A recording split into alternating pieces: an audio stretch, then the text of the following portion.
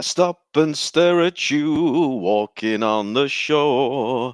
I try to concentrate, my mind wants to explore. The tropical scent of you picks me up above. And girl, when I look at you, oh, I fall in love. No doubt you look so fine, and I wanna make you mine. I wanna be with a woman just like you. And now I'm only man. Why can't I love you like I can? So just let me be with the woman that I love. Into the chorus, man, babies. Here we go. Whoa, whoa, whoa, whoa. Whoa! You're late for your cue, goddammit. Mysterious girl. I want to get close to you, That's glad. Ahsoka. Come on, Brown. Give me a bit of Afrobeats. Whoa! Mysterious girl, move your orange body close Yeah, to man. mine. What an absolute shit show. But it's still better than Ahsoka. How are we doing, man, babies? We're back. We're back at it. I feel delirious. I feel deja vu because it feels like barely 12 hours ago since we're talking this shit. And we're back to do it all over again for episode 3 of Ahsoka. Um, and it's really not getting any better, is it? Well, you'll be pleased to know I've got an excellent panel of retro baits who are going to join me for the roast of Ahsoka tonight. But before we get them out, let's do the formalities. Today is back to our regular slot, Wednesday, 30th of August, 2023, and of course, I am Ruin Ahsoka Johnson, the greatest Hollywood director of modern times. And this evening, we are ripping a new arsehole for Ahsoka, the Disney Plus series from Disney Lucasfilm. So before we begin, you can find us on YouBoob, or if you prefer your entertainment in podcast form, we're on Spotify. Links always in the description. OnlyFans joke isn't getting old, so I'll just say Brownie's in his ballies tonight, oiled up. So do check him out. If you've not shut down for the evening, I can see not only we've got a fine green room, we've got an excellent chat lined up, and I was enjoying the chat even before we went live. So you're looking on form tonight. Lots to get through. Let's get the guests out. So first up, set your Jedi power phases to stunning and brave. It's my number one fan from a tent in my back garden. It's not Brian Young. Hey, good evening, Ruin. Good evening, chat. How are we all? Yeah, excellent, Brian. I can see we've got matching hats on tonight. You look so Yes. resplendent. A pussy each. Yeah, why not? Best place to wear it, right on top of your damn head. Brian, I'm going to ask this of all the guests as I roll them out. So now that we are 3 episodes in, I think it's fair to say we've got a decent handle on what we're going to get from this Ahsoka series. So where do you place it in the entirety of all the Disney Star Wars offerings? Oh, I it's know it's a very, tough question. very mid. Mm. I think it's probably so far on a par with Mando season 3. Oh, I well, reckon. that's I'm rather afraid. poor. Yeah. And where does your scale start and end? Just to give us a bit of context. So, what's the peak and what's the trough? Star Wars at the very top, 1977, and I hate to say it, The Last Jedi, Oh, 2017. you cruel man. But I know you're being ironic there. Okay, so at the moment it's kind of bubbling somewhere in the middle around Mando season 3, which is the weaker of the Mando seasons. Interested in the thoughts in the chat. I can see you're all already on it. So, okay, Brian. Should we get the next person out? See what they think. Yes, let's get this show on the road. Let's get it going. Okay, from a VPN far away, it's the golden round reach around droid of choice. It's the android with the hemorrhoid Z3PO. Good evening, Master Ruin. A pleasure to be with you once more. Hello, Z. I know it's deja vu, isn't it? And well, I want to pose the same question to you, to all the retrobates as they file out. 3 episodes in, we've seen enough to say, well, to get a feel for this series. Where do you put it, Z? Where's it? Exactly the same place where Brian puts it, Oh, okay. on par with Mando season 3. It is literally one stupid Jedi trick away from hitting Obi-Wan Kenobi levels. Oh, okay. We are, and it does feel like we're on a descent in this series. I don't know how you both feel, but it starts off meh and then bad, It's all and then downhill from there. yes, tonight was particularly a bore fest, but we will have fun with it, I'm sure. Okay, thank you for that, Z. Shall we get the next retrobait out? Bring them in. I shouldn't have to suffer alone. Of course not. Okay, so next up, he is breaking news, folks. In the top 3 ASMR artists in the category Young Posh British Twink, it is the master of disaster, the man with the sexiest voice on YouTube. Get him out here. It's Darth Sith Lord Jord. Hey, I've graduated to top 3 now. Top 3, I know. Who are the other 2? Because I need to go and. Well, I was going to say fuck them, but that's probably not what I wanted to say. Kill them is what I meant to say. Yeah, well, number 2 is just he's got this username which is just lots of digits, but you're not going to like this. Number 1 is Mr. Brown.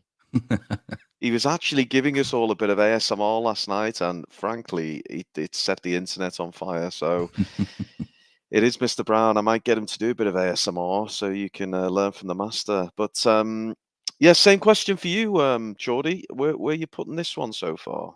I don't. It's a tricky one. And I think it might change by the end of the series. But at the moment, I'm putting it slightly above all of the others. Not because it's good, but because it's not as bad in as many ways as they are. So it's not as stupid as Mando Season 3 yet. There's moments of it which are. It's not as soul-crushing as the Book of Boba Fett, though it could get that way. And it doesn't kill anyone I like, so it's not as bad as Obi-Wan. So solely by virtue of not combining all of the bad features of the others, it's probably at the top of Disney Star Wars, but that just says how shit Disney Star Wars is. Fair point. So I take it's behind Mando Seasons 1 and 2? Maybe it's on a par with Season 2, because that was also not very good, but it wasn't as bad as Season 3, so yeah. Okay, interesting. And we're already getting excited in the chat because Gavin Blackburn, he's chucked us 2 English pounds, and he says, Platoon, King of the Poshies. Do you like that moniker, Geordie?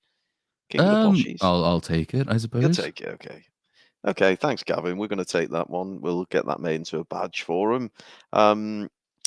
Okay, well, let's get the last and final retro bait out.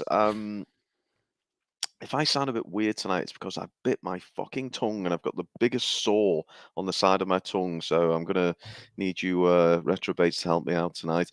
Last and very much least, he is the man I like to call the Yorkshire Ripper. He is the man with the skullet, the man who is the #1 ASMR artist. I don't know how he's got himself in the twink category, but somehow he has. It's Mr. Brown.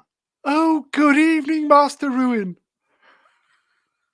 Please tell me that's not your twink voice.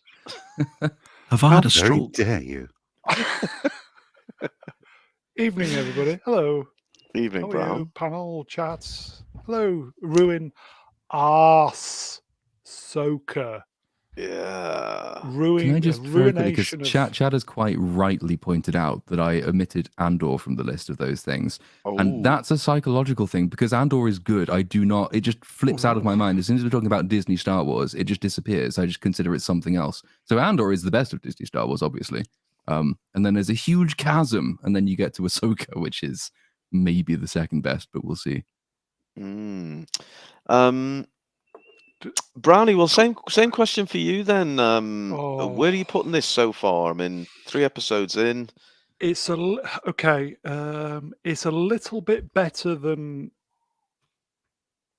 Discovery. Strange New Worlds is a little bit better too. I didn't realize those were part of the Star Wars expanded That's universe. a thinking man's joke, everybody. Moving on. Well, Empire Strikes Back for me is number 1. It's the pinnacle for you, okay. And Then- what's your bottom? Pale and hairy, I imagine. Do you know, I think Ryan's currently underneath him. So obviously you guys are massively into this. As a ex-Star Trek fan, I would say my most disappointing was Obi-Wan. Mhm. Because it was an open goal for them, for Star Wars. Yeah. And they hoofed it over the top. It was more I like never- that they there was an open goal, but it was their own goal, and they tried to pass it back, and it went in. Careful. Which is a reference that someone on the Careful. panel might Not understand. once, not twice, not 5. How many times? 5 times?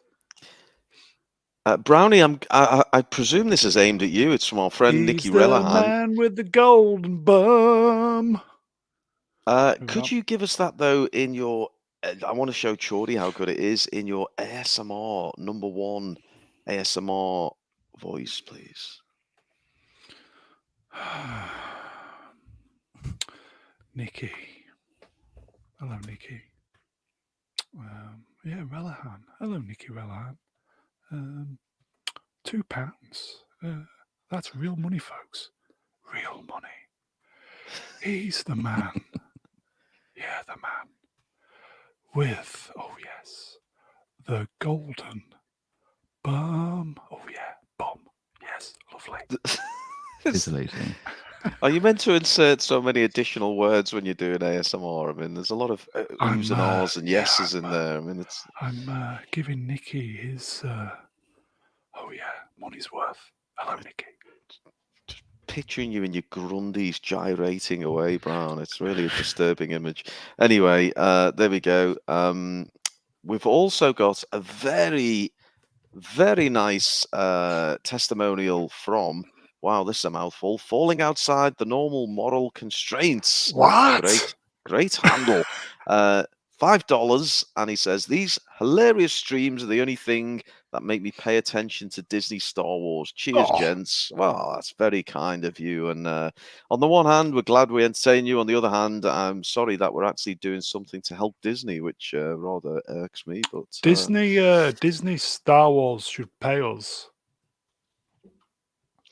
Well, we've said this for a while. It's the only way to really get through this shit now, isn't it? Jump on a stream with us and the fabulous chat, and let's just rip the shit out of it. I mean, it's all it's good for these days.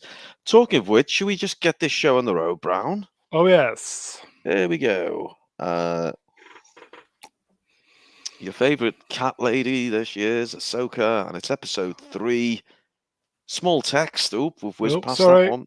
It's all right. It's on a kind of what would you call it? A diarrhea brown background, small Just white how I text. like it. Do we say hello, chat? Hello, chat. Hello, chat. We can see you. Did hello, acknowledge hello, the hello, chat hello, earlier, hello, yes. hello. And we've got good numbers again, Brownie, up to 117 early doors. Unbelievable. Wow. Unbelievable. Yeah. They're enjoying it. Small text. I can't read it. No chance. Subscribe, but if you can, click, good for you. blah, blah, blah. Click, push Donate, the button, et cetera, flick the knob, all the yes. rest. And there we go. Ahsoka. Okay, so we had a somewhat shorter episode tonight. I think it was around about the 30-minute-ish mark. Sure, we'll still take about a good 2.5, 3 hours to trawl through it, but we'll do our best for you. We need to. We run out of slides already, Brown. We need to load. I was going to say somehow it felt longer when I was doing the slides. Well, you've done the wrong one. Here we go. Oh, here we go. Here we really? Go. Yeah. Oh, here we go. Well, I think this is where we bring in our protocol droid, isn't it? Yes, indeed. Let's Excellent. get into it, shall we? Disaster! Bonus hole Sabine Wren is stabbed by Billie Eilish tribute act Shin Hattie and loses the magic bullshit ball containing a map with the location of Grand Admiral Thrawn. Meanwhile, on Corellia, workers sympathetic to the Empire help Night Sister Morgan Elsbeth obtain a valuable hyperspace engine, which she is using to build her transgalactic starship, the Eye of Sion. Former Jedi Ahsoka Tano and General Hera Syndulla rush to Corellia but are too late, and now only a hastily thrown tracking device stands between them and the return of Thrawn. We join our heroes as Ahsoka and Sabine team up for some hot one-on-one lesbian action and some improbable bollocks in space. Bollocks in space. I guess in lesbian action, any Perfect. bollocks would be improbable, wouldn't they? Well, let's not presume what genitalia might occur. Brownie, that trawl is so good. I actually want to watch that show. I mean, it's Same it here. makes it sound rather interesting and It's much exciting. better than the recap we actually got. It's Yeah, shorter, for one thing. 10 out of 10, yeah. Didn't fluff the last line. You were perfect. As I said, Yes, well done. Disney need to pay us to do this shit anyway. Lots of support, Z, for your efforts there, and of course Brownie for your excellent scripting. There we go. We're off. We get the Lucasfilm logo, the Star Wars logo. I mean, frankly, it might as well plaster it on a turd at this point. And we're into space. And this is we got some whooshing. I know you love Whooshing. your Yeah. you love your what this is for. How did I describe it last night? The audio for deaf people. I think I described it as. It was very late. I was very tired. Don't hold it against me. So the first thing, did anyone else notice how many? It's almost like Filoni had a checkbox of key scenes from A New Hope that he was trying to recreate. Did anyone else Yes. pick up? I Yeah. mean, Oh, yeah, we had definitely. the training scene, we had the Word for cockpit word scene. as well. Word for word. Mm. It's entirely pointless. So the premise, as we were kind of explained in the first episode, is that they've already spent a couple of years at least training Sabine, and it didn't work because she doesn't have the Force.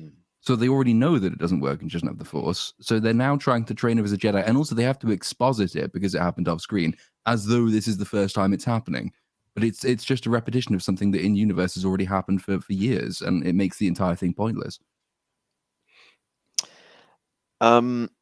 Yeah, and this scene, Geordie, because I know you like your military history.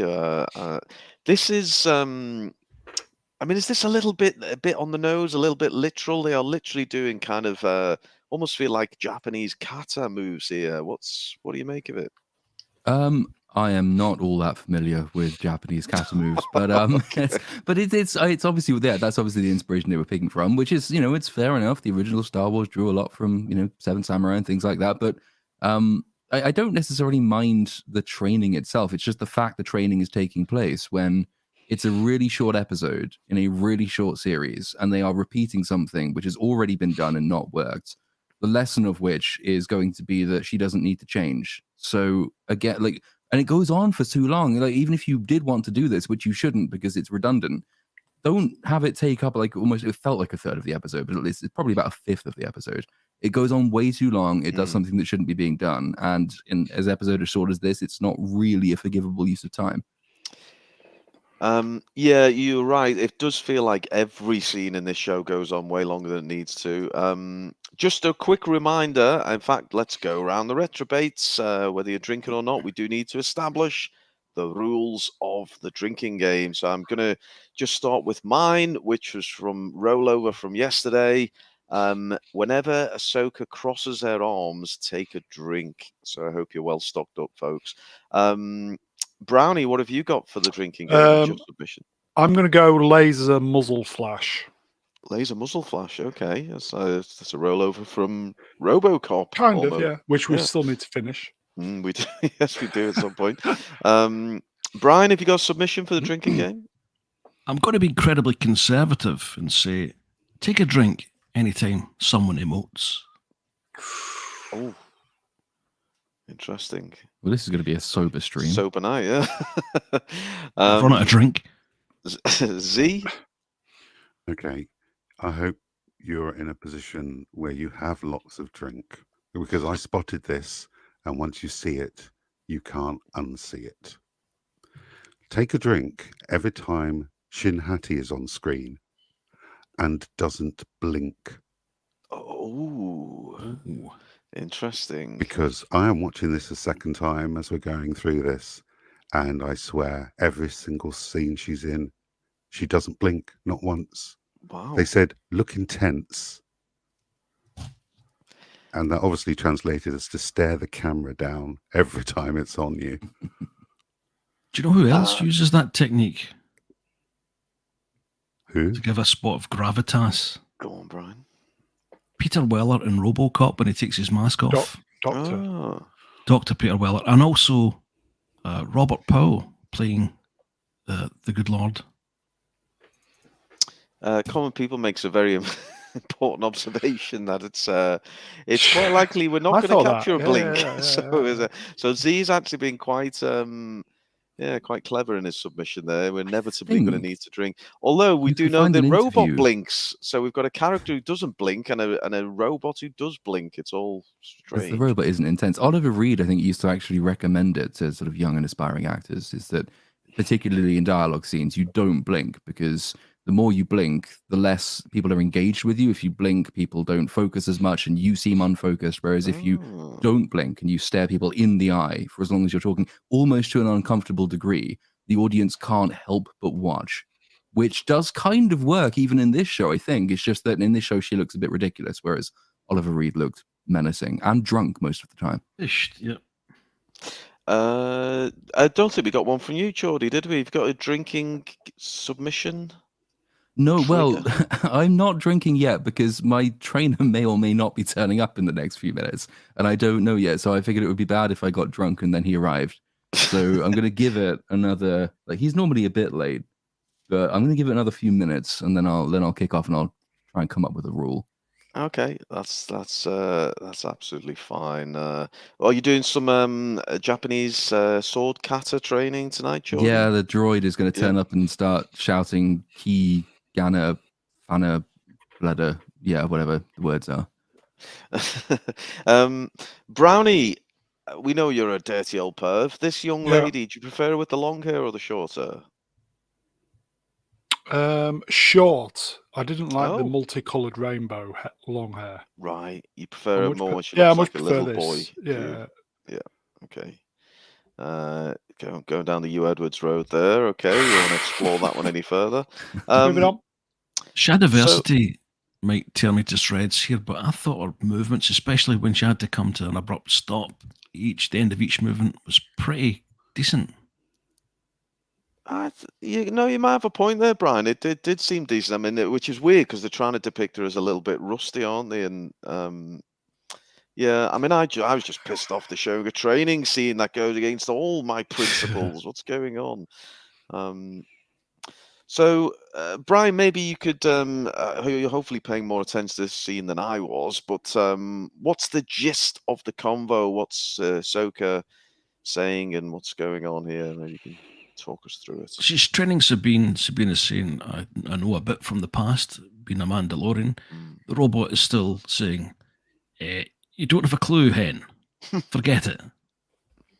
But it's all coming round to that. I think Choddy mentioned it before about the female traditional girl story being you just have to realise, or the world has to realise you're great. And that appears to be where we're going with this. Can you go 2 slides back?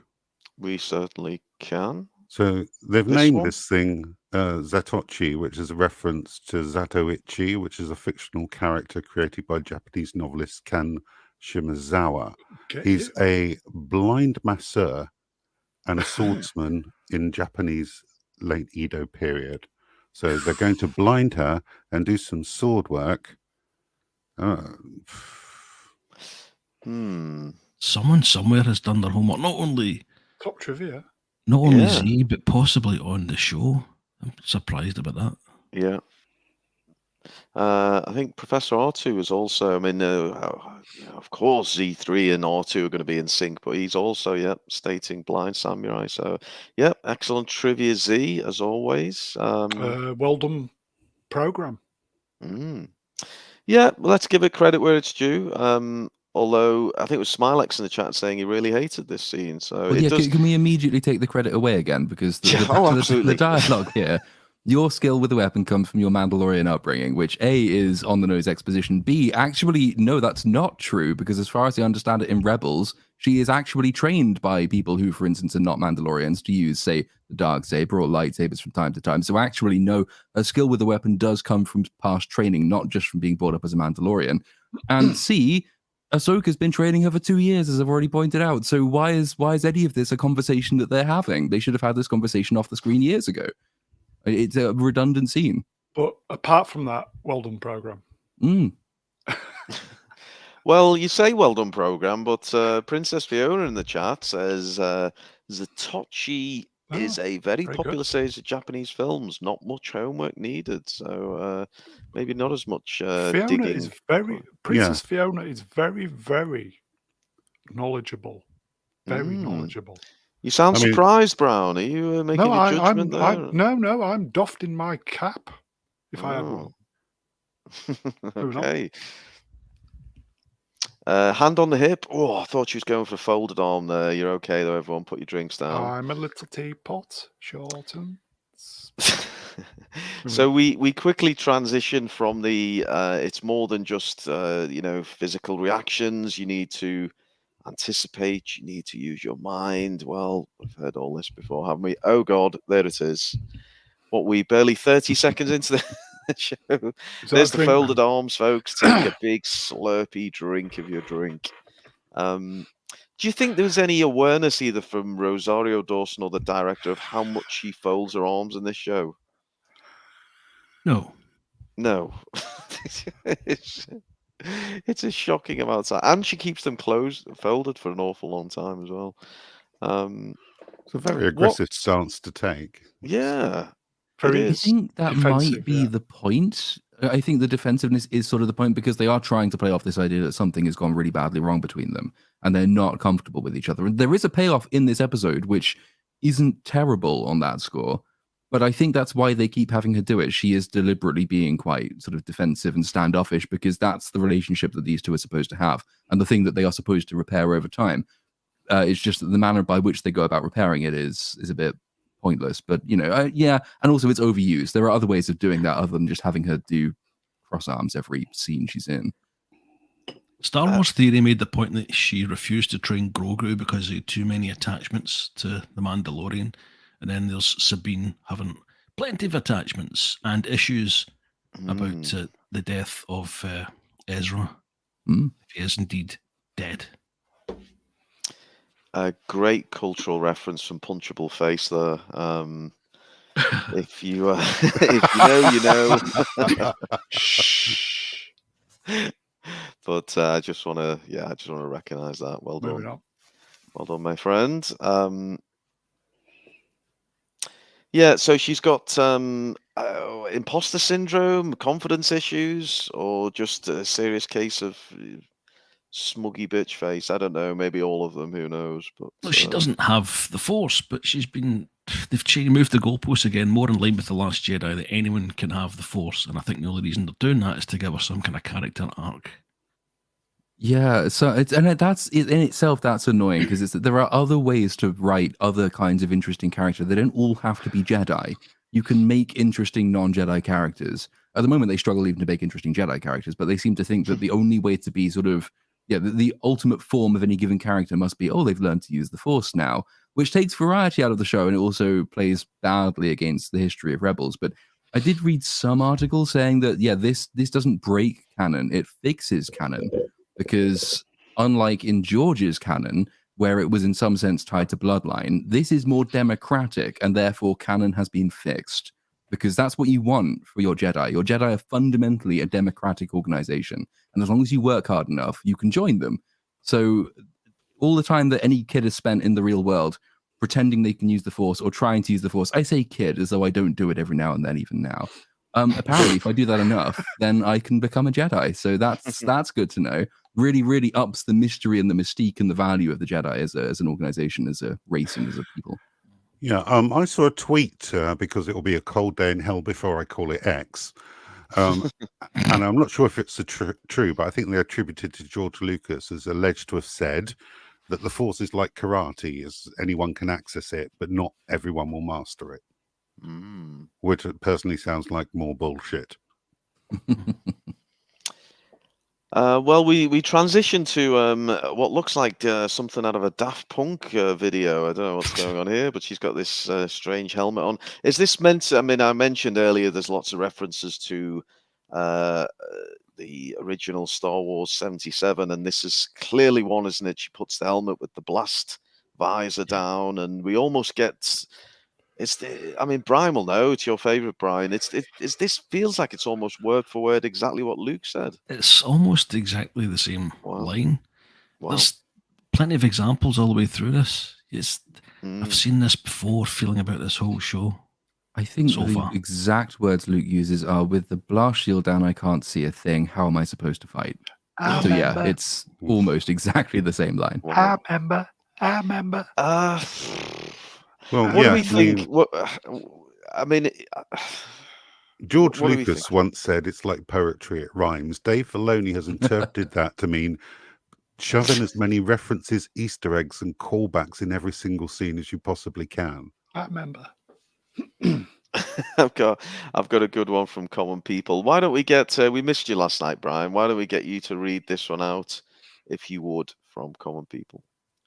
Common People in the chat says, "Thought that was her face. It's so emotionless." I like it. Very good. And Common People, I know I owe you an intro song. I did promise Peter Andre tonight, but I will fulfill your request. Don't worry about that. It's on the song list, the song sheet. So we are they using wooden swords here? Is that what they're using? Looks like it. Yep. Yeah. They look like bats. I was thinking, sorry, I was just thinking that there's something wrong with the stream. I couldn't quite work it out, and we're missing Kipper's and his superb Palpatine / Kipling accent. Yes, I know. We are missing Kippers tonight. He's at the pub, isn't he, Brown, or something? Yeah. Yeah. With his old fella. Is it shagging? I bet you. But I'm sure he'll be back for the next one. So she's being told to use her feelings, reach out. Feelings. Yep. And it just, okay, they're showing training. I mean, God forbid someone gets a bit of training in one of these movies or series, but it just goes on a while, doesn't it? It just gets a little bit boring, dare I say. Because there's nothing else in the episode. This episode is 35 minutes of them starting at point A and going to point B.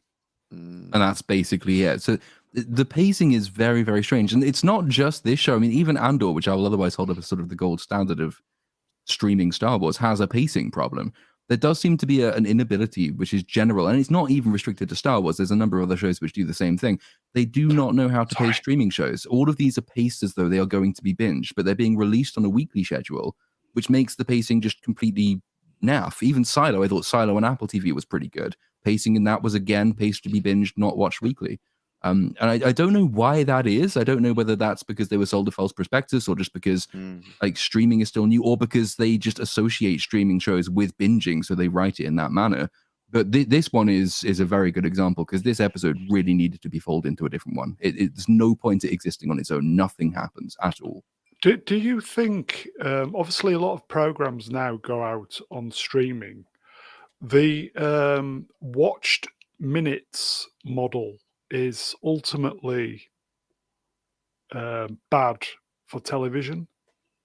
Because we're just getting slow, boring shows. Maybe that's an interesting point. It might explain why there is so much more padding now than perhaps there used to be, because you're not really competing for ratings in the old sense. You are competing for, how many minutes can people get Yeah, to spend to minutes. watch the thing? And maybe that goes some way toward explaining why there are filler episodes. But I think probably a combination of that and the fact that they just don't know how to write them is probably going to be explained. Are we saying that this exists. something like this would just be better on terrestrial TV ultimately? Because Well, it wouldn't be structured in anything like this way if it were on terrestrial TV. They wouldn't have the freedom and the license, and they'd have to be much more efficient with what they're doing. But even if let's say, take for the sake of argument, let's say that actually, Watchmen is factoring into their imagination, that's going to not pay off very well, because if you bore people to death with episode 3 and they don't turn back up for episode 4, then you're going to lose watch minutes anyway. So YouTube values watch minutes, but that doesn't mean I'm going to pad my content with irrelevant shit that no one wants to see, because no one will actually watch the rest of it, or indeed the next video. I bet 2 episodes of this, if it was edited for TV, would reach the kind of 42 minutes, 45 TV minutes. So you can tell it's been padded out for watch minutes. It's just slow as fuck. I wonder, is this a case of maybe when we get to the end, I don't know how many episodes there are. Does anyone know how many we've got to endure? 8. 8. Right. So we're talking in the region of, when we get there, about 6 hours, I would imagine. I mean, first episode about 50 minutes. Second one was a little less. This one was nearer 30. So whatever the average, we're going to end up around about 6 hours worth of content. A lot of them feel like badly paced, desperately in need of some editing. Do you think when we get to the end, there's a possibly half decent 2-hour movie in this, but Disney are just too shit scared to put anything in theaters now, and they just prefer to flog it all via the Disney Plus? Not with this dialogue. No, true. You can't get past that. Well, And the with the way- adventure, when you think about the original films, it was snappy, it was quick, it was funny, it was entertaining. This doesn't have that. You could strip it down to the bare bones. If it doesn't have that, then it's missing a key ingredient for this to be good. It certainly looks very, very good. Maybe just like a 2-part TV movie special. Yeah, but not 8 episodes. No. Jay Goodwin makes a fair point. Not enough in this shit to make a good trailer for a movie. Fair point. Okay, I'm trying my best for my company. Brownie, Ahsoka whispers, so why don't you give us your best ASMR? Why is whispers in all caps? That kind of makes it sound like she's shouting. Exactly. That's for the benefit of deaf people. Dead Moving on. people?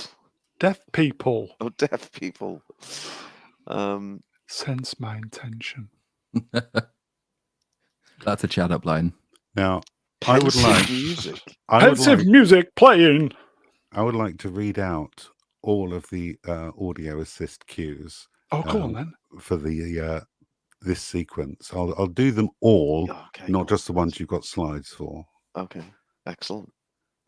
Pensive music playing. Oh, yes. He's gone for the ASMR title. Smacking. Tapping. Oh, yes.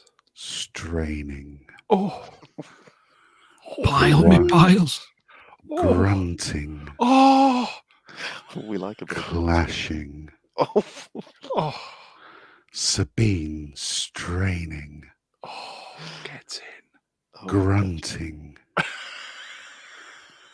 Wooden Bocker saber whooshing. Oh.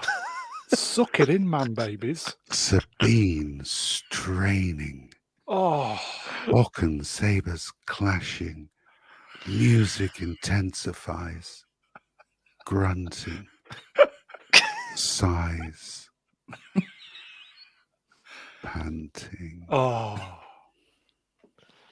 Oh wow, that was a moment. Fucking scissoring. Breaking news, everybody! Breaking news! Just had the latest ASMR chart. Fucking hell, that's great. Z3PO is now up to number 2. Oh, so I'm sorry, sorry, Geordie, you've been bumped out the top 3. We've got some weirdo with a load of numbers. We've got Z at number 2 and Brownie at number 1. But look, you get your chance, Chordy. Don't worry. Oh joy! Oh joy! Z, the chat are going absolutely out of their minds for that. Common People, best 3 minutes of his life. Wow. That was fantastic. Red pilled, he wants more. Daisy is loving it as well. Wow. And Max is having a back to wank. So, there you go. Wow, that was so much better than the actual scene in the show. If I may. Please. Oh, hi, Nikki. Nikki God. Vellahan for hello, Nikki. £5. Allegedly, that's real money, folks. This scene, oh yes, needs a montage. Even Rocky, oh yes, really, I love Rocky, had, oh yes, Rocky, oh, sweaty, had a montage. How much to suck me off, Brown? Put another couple of zeros on that. I mean, technically, can you insert words into ASMR? And you're making it You can erotic now. now, Brown. What's going on? We've Moving got on. a request from Jay, What who do we go? says we want the full Jamaican ASMR. So just Yeah, have man. a think about that, Brownie, and we'll bring you in for that later on. Yeah, man. You just appreciate in title that final credits. scene, she's trolling her because she sits like she kicked her in the legs and knocked her over, and then she said, "No, that was your anger that did that. No, you tripped me up. That's nothing to do with my temperament. You just tripped me, you bitch." I'm not going to read all of these because there's Sorry, rather, Beaver Boys. I think we'd graphic, disappoint but, you. We would disappoint you. Maybe 20 years ago, Beaver Boys. Sorry. Wow. Okay. Anyway, rather entertainingly, we get to the Get title in. credits. Here we go. So, well done for getting through that opening sequence. And hilariously, it's called Time to Fly. They Bobby fly boy. now. Time They to fly, Bobby boy. That's And we're RoboCop, off. by the way. Are we going to finish RoboCop at some point? We will finish RoboCop at some point. Yes, we will. Don't worry. And we can't forget we've promised a mega 12-hour, or was it 24-hour? I can't even remember. 12-hour Attack of the Clones live stream. Brian, I wonder if you could come in and tell us what we're looking at here. This to me reminded me of the start of Revenge of the Sith. Very briefly, I don't know, what are we looking at here? Is it a public clue? It looks like the Radis. Fleet. If I may, yeah. Sorry, Brian, if I may, A-Wings. I remember A-Wings. Brilliant. Return of the Jedi, A-Wings. So yeah, we're in some kind of Republic fleet, aren't we? We've got this dumb bitch with the goggles and the flight jackets, and I assume some relation of Admiral Akbar. What is it about this species which makes them such good lovers, captains? Or I don't know. Which species? The Akbar species. Akbar species. Fish heads. I thought if you were referring to Harrison Dulles species, I would imagine it's the amount of Rule 34 porn that exists. Well, I mean, she really should be just a dancer for Jabba the Hutt. I don't know. She's got where she's got, but no, the Akbar species. Is there Rule 34 of Mon Calamari? I'm sure there is. The Japanese would have been in for that, I'm sure. It's Rule 34. If it exists, then there is porn of it. In Rule 35, if it doesn't exist yet, there will be. I think it is, yes. Chat, someone Google Admiral Akbar Rule 34 and report what you find. Right, get on it, please, chap. We know you'll produce the goods. So, Hera or Hera? Hera? Hera. What does it say? Hera. Hera. Oh dear Lord. Well, she's being summoned to go and speak to some senators. Who's talking these lines? Is it Well, no chap on the one's right? mouth is moving, so I'm going to assume it's the fish. It's the Is it? guy on the With the one Viagra, yeah. Theo Huxtable.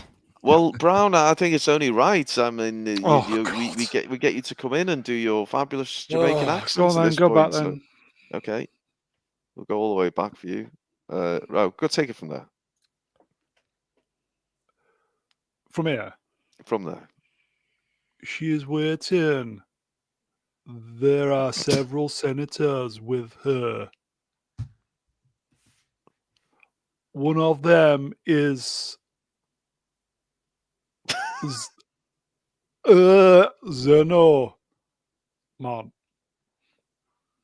There we go. Thank you, Brownie. Not derivative sorry, at all. folks. Chatter.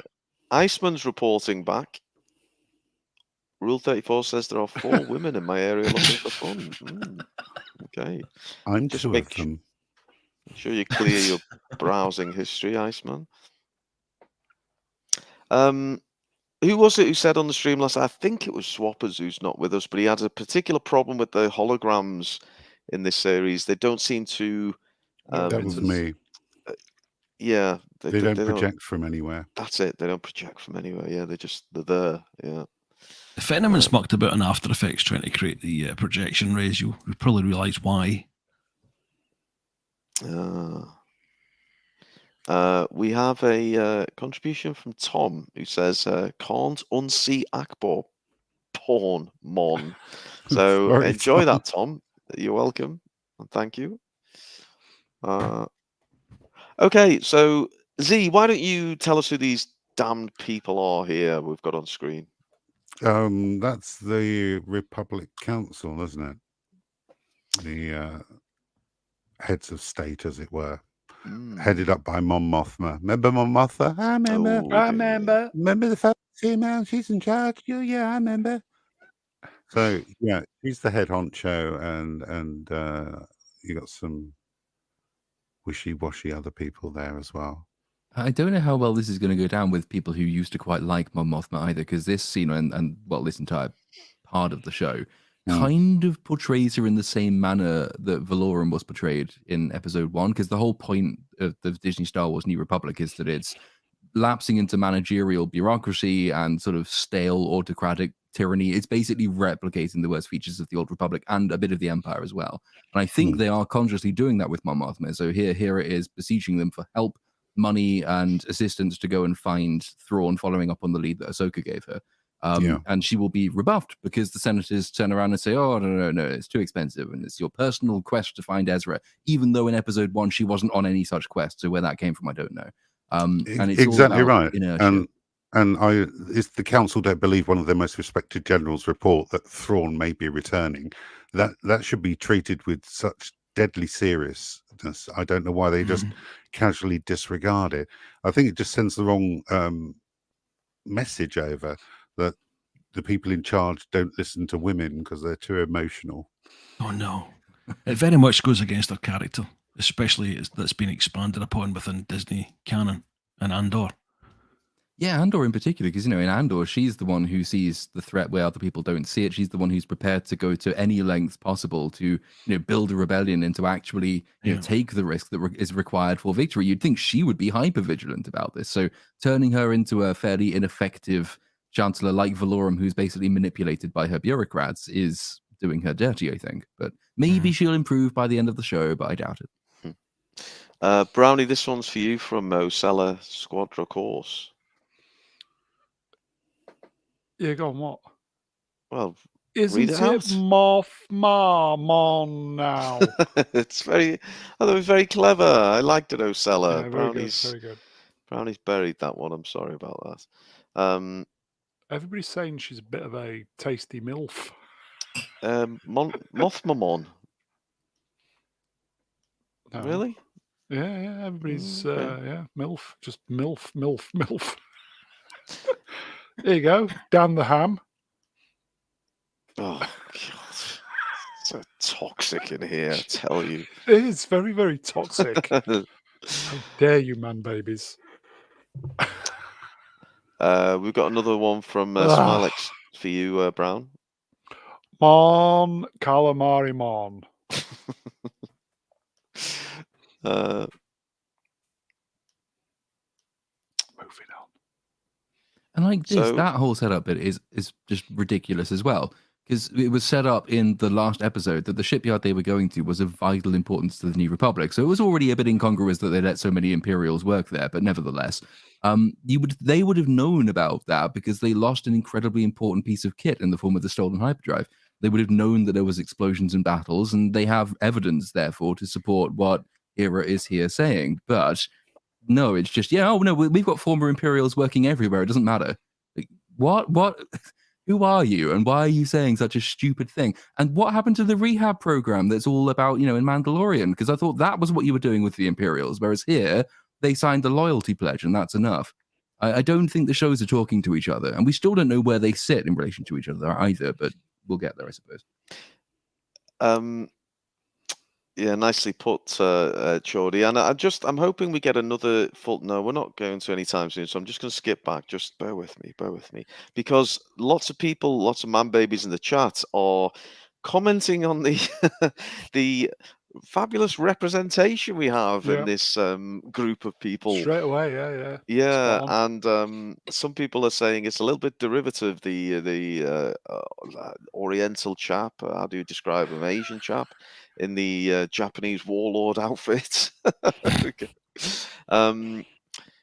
Slightly ironic. The only white person there amongst the crowd and is the leader. But hey, it's how it rolls, I guess. But yeah, there we go.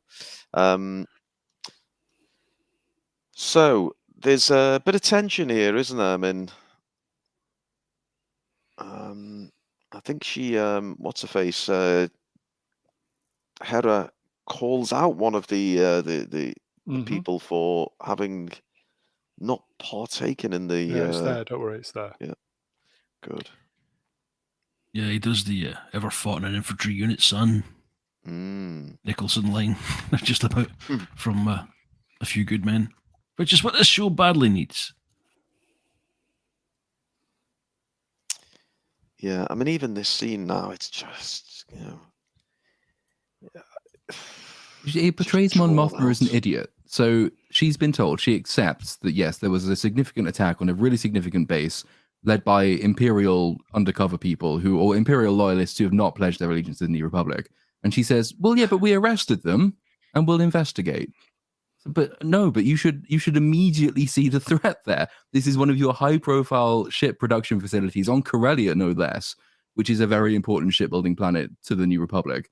And you've basically said, well, I don't know, yeah, we'll deal with it later. The fact that there was a huge Imperial insurrection there doesn't really matter. You're Mon fucking Mothma. You're meant to be clever. Yep. What's going on?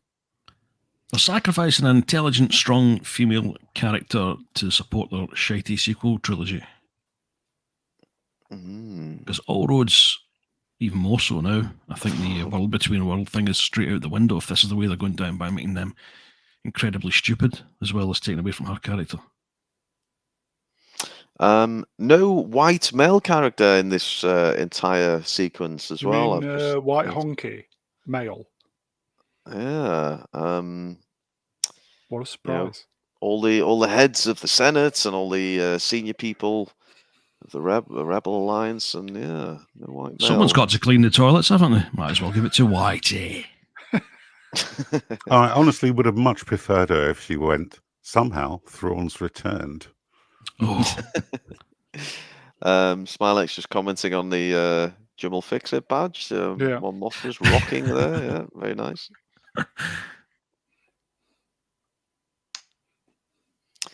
A slight side story, but did I ever tell you I applied to go on Jumel Fix-It as a young boy? Oh, no.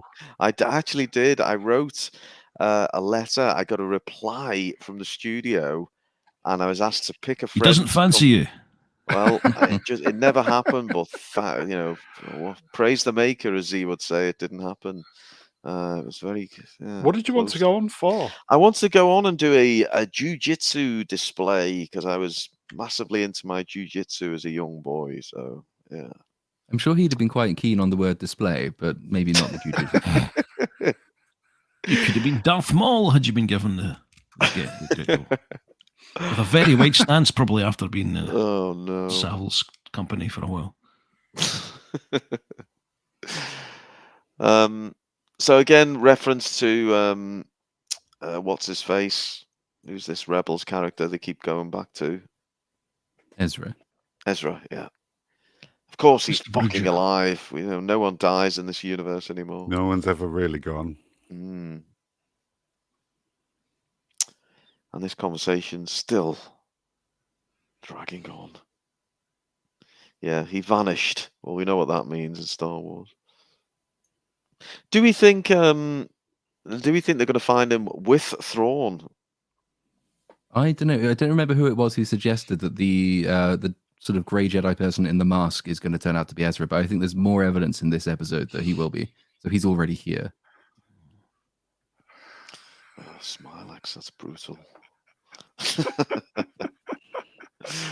It's not a cow, it was a bull. Oh, yeah. Kingpin. Moving on. And the milk didn't taste right. So the convo goes on, and this is where this guy sort of gets to it, doesn't he, with Hera? Tell you what, Brownie, let's bring you in for some line reading because this scene's fucking tedious. Do you want to pick it up from here?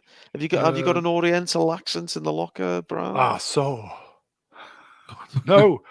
To acquire those resources that could be put to a more practical purpose, helping the people of our fledgling republic. It's like the Brown was warming up for that Chinese accent, and then something in his brain clicked. It's like, oh god, no, that's probably a bit much. Yeah.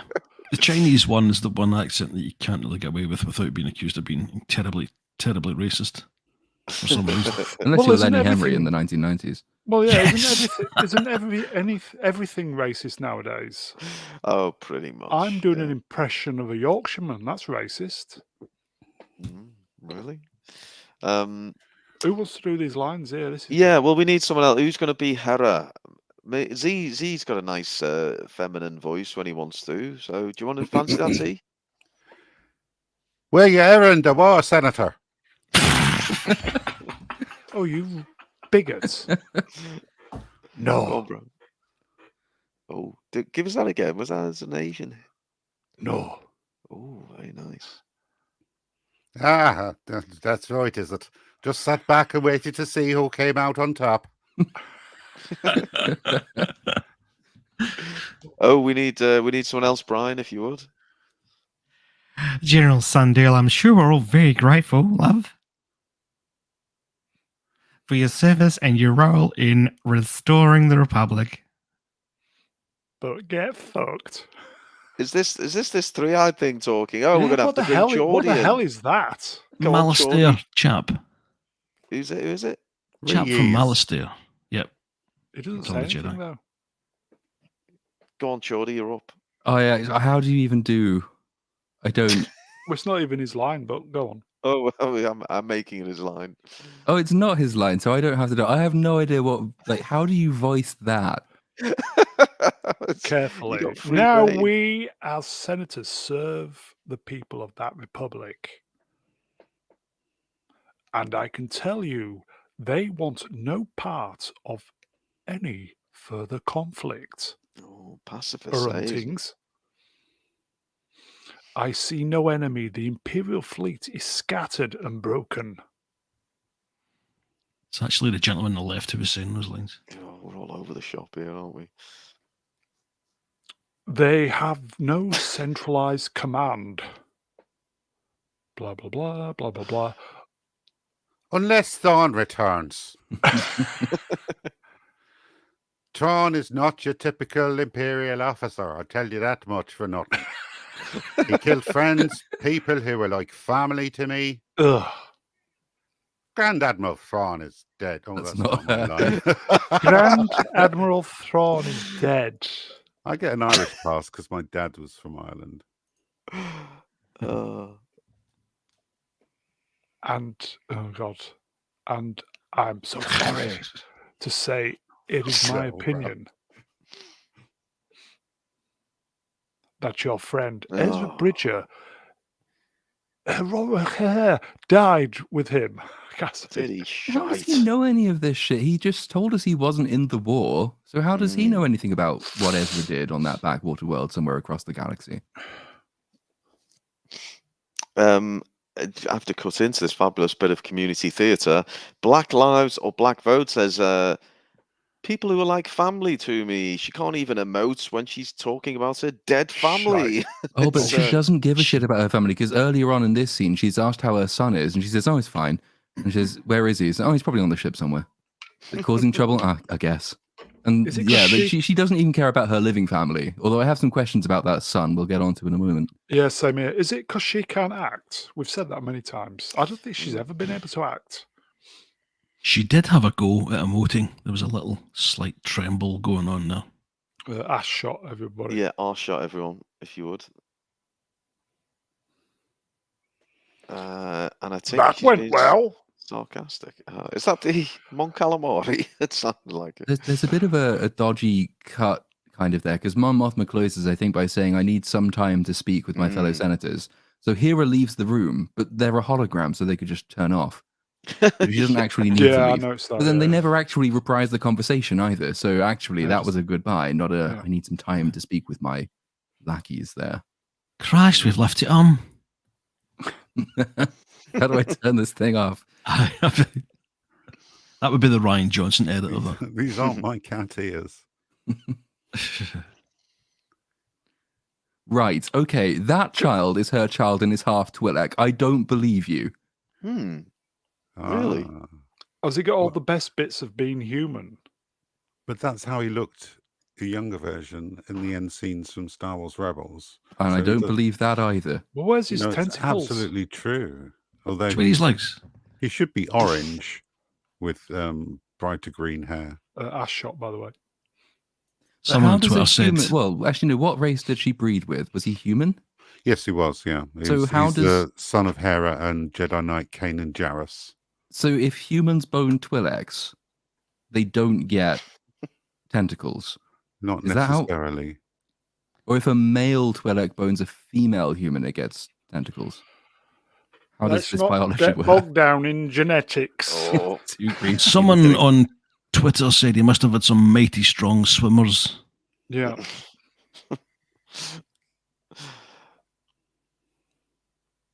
yeah. Well, he's got He green must- hair. Joker here. Yeah, but Joker's he does orange, appear isn't he? as orange in the animated series, so they've coloured him incorrectly. Oh, there you go. Your tentacles drop when you hit puberty. Very good. There's the solution. Thanks, common people. So we return back to Ahsoka's ship and Ahsoka and Sabine. Look who's here, everybody. Gracing us with his presence. We'll let him on. How drunk is he? Oh, Kippers. How you doing, Kippers? I'm not drunk at all, I'll have you know. I've just been flying an Imperial shuttle into the loading bay. Whose loading bay have you been flying your shuttle Yes, into? well, enough with the euphemisms. Oh, good to have you on, Swappers. Albeit you've missed some real dreary scenes, but we've had a lot of fun covering. Oh them. no, the best scene is yet to come. Oh. Oh my god. Are we doing the so- drinking game now, Lord? Yes, actually, I just got a text an hour after he was due to turn up that my trainer isn't coming. So BRB, I'm off to get the whiskey. I'm going to get some booze, Hey, folks. okay. Back in a moment. Okay, we- well, while Lordy gets himself sorted, Swappers, as you've just joined us, I put this question to all the other retrobates, so I'll ask it to you. Where 3 episodes into this shit show, where are you placing it in the entire repertoire of Disney Star Wars? Oh, Jesus Christ. Okay, I'm putting it below Mandalorian season 2. Mm. And actually, no, I haven't seen Andor, but I've heard good things about it. So I'm putting Andor at the top, right? Because I think that's a competently made, from what I gather, show that's very much in line with Rogue One, which is probably their best output. Below that, Mandalorian. Below that, what was there? What was there? Book of Boba Fett and Obi-Wan. Kenobi. Yeah.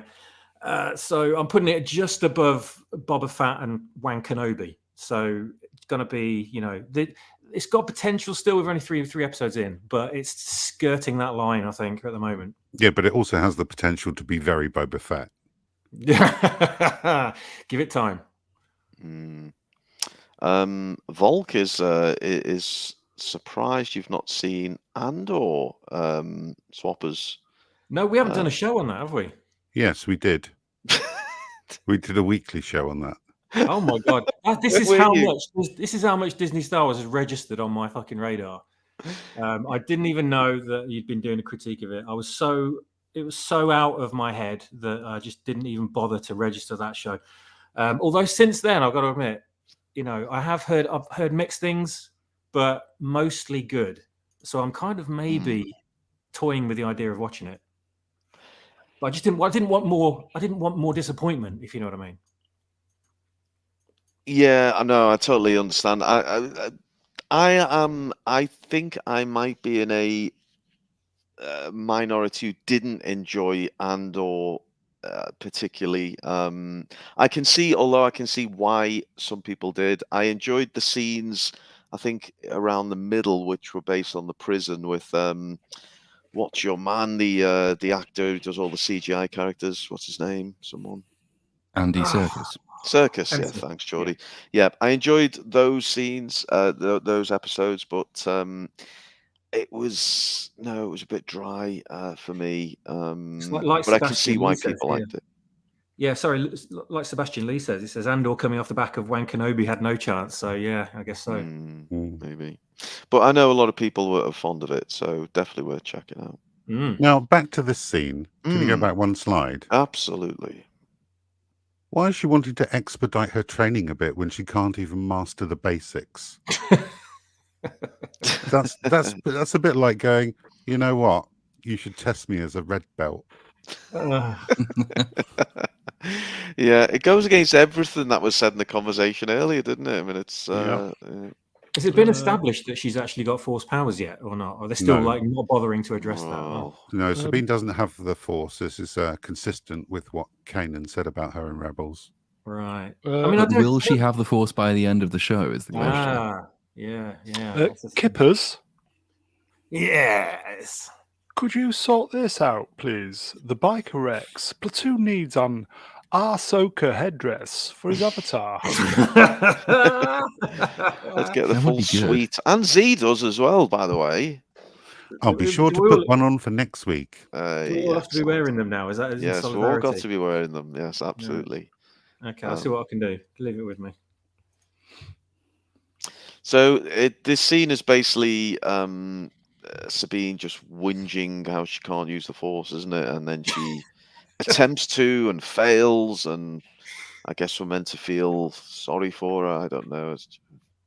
There should even if you're taking George's canon as canon, there is a really quite simple way of being able to tell whether she ever will be able to use the Force. Test her fucking midichlorian count. That's in Star Wars. That's supposed to exist. It's supposed to be a thing. I don't think you can. Has it ever been established since then that if you train really hard, if you keep telling yourself, if I hold my hand out and I believe it hard enough, that cup will move, that your midichlorian count increases? Is that established in any of the animated shows that I haven't seen? Broom Boy. Now we're talking. He had no training and could use the Force. Oh, God, him. Yeah. Maybe he had a really high midichlorian count. Who knows? He might very well have done, but he was quite clearly using the Force without training. Thanks for that, Ruin. And just as you mentioned training, we get this line that training and focus are what truly defines someone's success. Well, I point you to The Last Jedi. I think she uses the word discipline as well at some point, but training discipline and focus are not what the Sith are known for. The Sith are quite Yeah. chaotic, and they go out of their way to be violent. They don't focus on being disciplined and measured about it, but that's because they have massive latent force ability. They can't train it simply with discipline, I don't think. When does Broom Boy get his own series, by the way? Oh, well, I'm working on it, don't worry. Broom Boy, a Star Wars story. Will his broom be more lethal than a lightsaber? Oh. Well, like Rey, will he turn it into a lightsaber? It's going to be interesting. Well, it'd be more handy sweeping up. Disney's mess. So this conversation's still going on. No scissoring, just talking. And a cup lightly thuds. Oh, yes. And I think as Ahsoka leaves, returns to the cockpit, Sabine, well, we'll see in a moment, but she tries again in another reference back to the original movie. She's going to try and fail to use the Force to move the cup and see. Just on the assisted text thing, because I'm genuinely, well, semi-genuinely interested in this bit. For people who are born deaf, how do they know what a thud is? Like, what do they imagine in their minds when they hear that a cup has softly thudded? Does it go, like, do they imagine it as like a wah, as opposed to a thud? I guess they can they feel a vibration, maybe. I don't know. Well, I don't know. Is it no different to you learning English? It's a description of a... Moving on. It's like when it says, when an audio description says twinkling music. Hang on a minute. How do they know? How do they know what twinkling music is? I backed myself into a corner, but I'm sure mature did. enough to realise, leave it. It is no. The point of percussion is well taken and is true, but again, there are certain of them which are really quite heavily qualified and which they're not percussive. So I don't know how well that maps one to one. But yeah, you can hear music through vibrations if you really need to. But is that softly thudding? Is it humming? Is it whooshing? Can you feel or hear a whoosh if you have never felt or heard a whoosh before? It says there she's frustrated. What have I done? What have you done? I don't know. I was trying to see if I could show Max Vroomfondel's new avatar. He's managed to put a cat on his head. It's great. That avatar's amazing. End up putting Swappers' orange arse on the screen. Is there no way we can make Max bigger, Brownie? No, we can't. No. Okay. Well, it looks great, Max. Max is very good. It says there she's frustrated. I think both of the women are frustrated, if you know what I mean. Oh. Moving on. Everyone just thought the stream was going to collapse again then. No, it's just Ruin can't work the fucking controls. Don't worry, people. So yeah, they're still bitching about Sabine behind the back. She does seem to converse with this robot more in a more trusting and open way than most people do at robots. Is that fair to say? I don't own a robot, so I can't really comment. Z, is Uncle Owen very trusting with you? No. Definitely not. I mean, I'm guessing that hairy bear of a man would bend me over the moisture evaporators and shag me ragged most days. Imagine people join the stream for the first time and that's their introduction. Brilliant.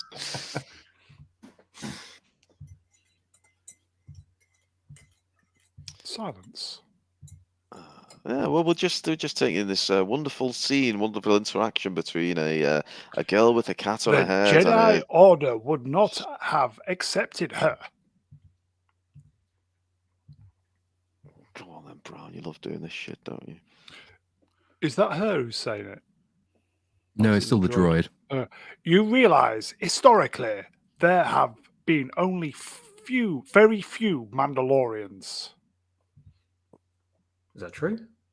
who Really? ever became Oh. a Jedi. Oh, right. Yeah. There's an addendum to that, so yeah. She's still got a cat on her head. Who's going to be the... I need her to be herself. I bet you do, love. Doesn't Ahsoka have a line coming up? It might even be in this scene where she says, "I don't need Sabine to be a Jedi. I need her to be herself." And yet, I can't help but notice that the entire premise of the preceding scene is that that wasn't good enough. So Yeah, stop being yourself and start being a Jedi. Yep. Oh. And she even calls her Padawan in the previous episode. So here we go. Little scene I was referring to earlier where Sabine is going to try and use a force pull on a cup. It's the Silent Bob with the VHS tape from Jane Silent Bob Strike Back, featuring Mark Hamill. Wait, was that Jane Silent Bob Strike Back or was it Mallrats? It was Jane Silent Bob Strike Back. It's the one that Mark Hamill's in. Ah, Cockknocker. It's Cockknocker. Not again.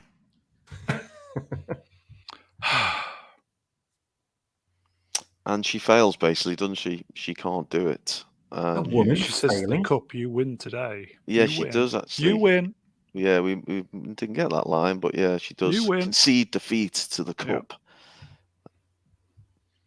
And we're back to whooshing through space. So she doesn't just concede defeat to the cup, though, because as a little throwaway line, I don't mind that. It's a little bit funny. At least gives her a bit of a personality. But then the camera lingers on the cup for a good 20 seconds. And you're thinking, what else am I supposed to be getting from this scene? I did notice the cup have that, you're lines right. that we don't know about. Yeah, as an internal line, but we're trying to figure out what the cup thinks. It nearly snuck past us, but thank you, Smilex. There's another arms folded scene, folks. So have a nice big drink. And Black Lives is just reminding us of Two Girls, One Cup.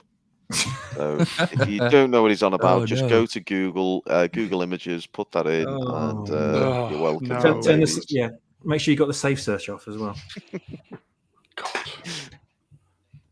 So it's another hologram conversation. It feels like this should be a drinking forfeit as well. Whenever there's a bloody conversation with a hologram, multiple times per episode. At least that hologram does have a projector. It does, yes. Yeah, we mentioned this earlier, Swappers. You missed the scene where they're talking to all the senators. That's one of your gripes, isn't it, Swappers? Indeed it is, yes. We brought that up last time, yeah. Really annoying.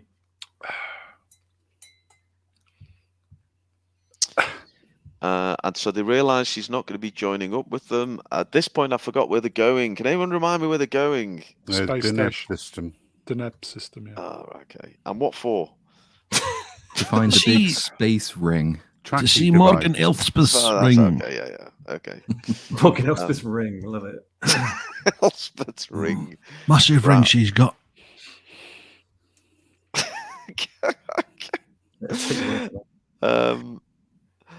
Common People says, first rule 34, now 2 girls, 1 cup. What's next? 1 man, 5 donkeys. What the fuck? Really, don't Google that one if you want to get any sleep at all. I haven't heard of that one. Tonight. Oh, I'm curious now. Horrendous. 1 man.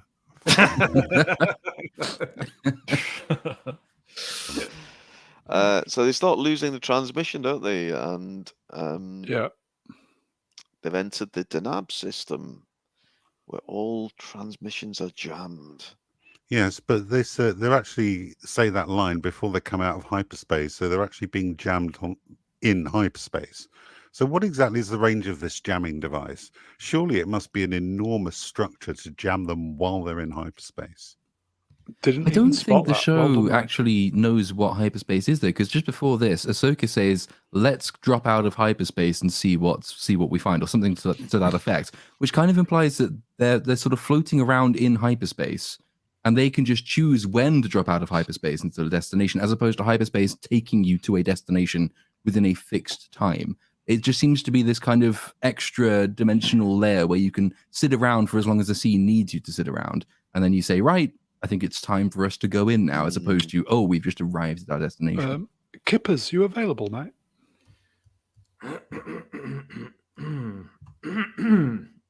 Go on.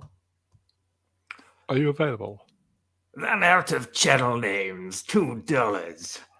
Definitely Mr. Ham. Well, now, unfortunately, I do know what he's referring to, and I wish I could erase that from my memory, like we erased Z3's memory in Rise of Skywalker. But this is news to me. Whatever this is. Oh, talk of. Do we go there? I mean, no. It's up there with Lemon Party and Blue Waffle. It's lemon pie. Start wanking now. No. Oh, sorry. Chat moved up. Hello, Vex. Hello, Vex. Hello, Vex. Hey, Vex. So we are edging ever closer to Morgan's ring. Button beeps. Hyperdrive powering down. What do we make of the ship design? We see it in action later on. Chordy, I imagine you've got some thoughts on it. It is the same ship as they used in Rebels a couple of times, isn't it? I think I remember seeing a few clips of it where that ship's there.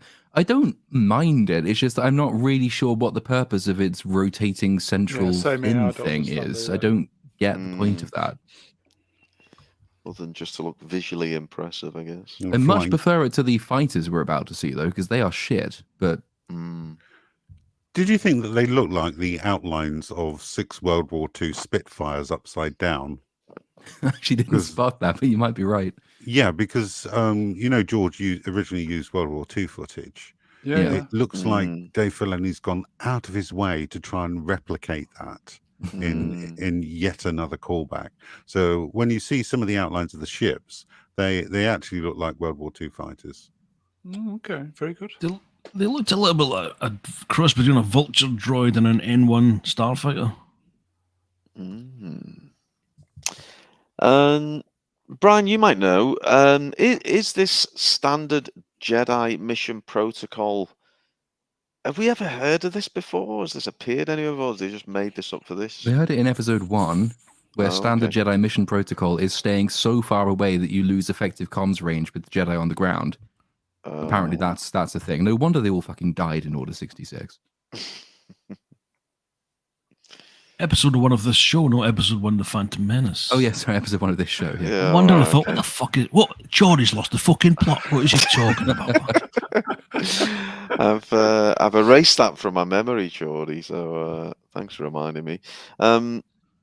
So, there's a second object, something much larger, apparently. Oh, here we go. Could be Liam Neeson's dong has here. A very large ring. They think it's a Star Destroyer, and we all got excited for a moment. Who thinks this is like the approach shot of Death Star in number 1? Yeah, it's just...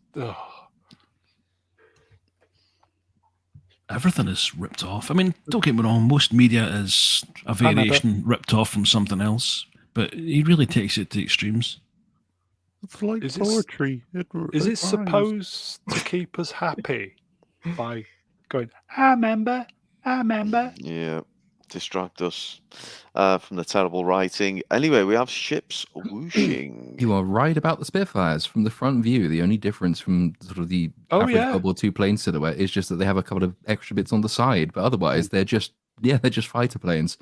See, I knew you knew your military history, Chordy. It's just the Japanese military history you're a little bit sketchy on, isn't it? Anything after the Mongol invasion is a bit of an opaque to me. Okay, that's fair enough then. So here we go. We're about to see your new girlfriend, Brown. Who was that?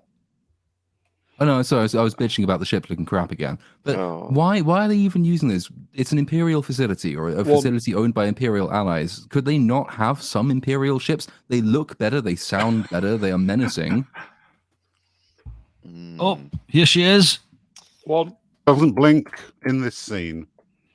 The chat has just gone crazy with ones. I mean, I'll try and get as many up as I can, but it's absolutely mental.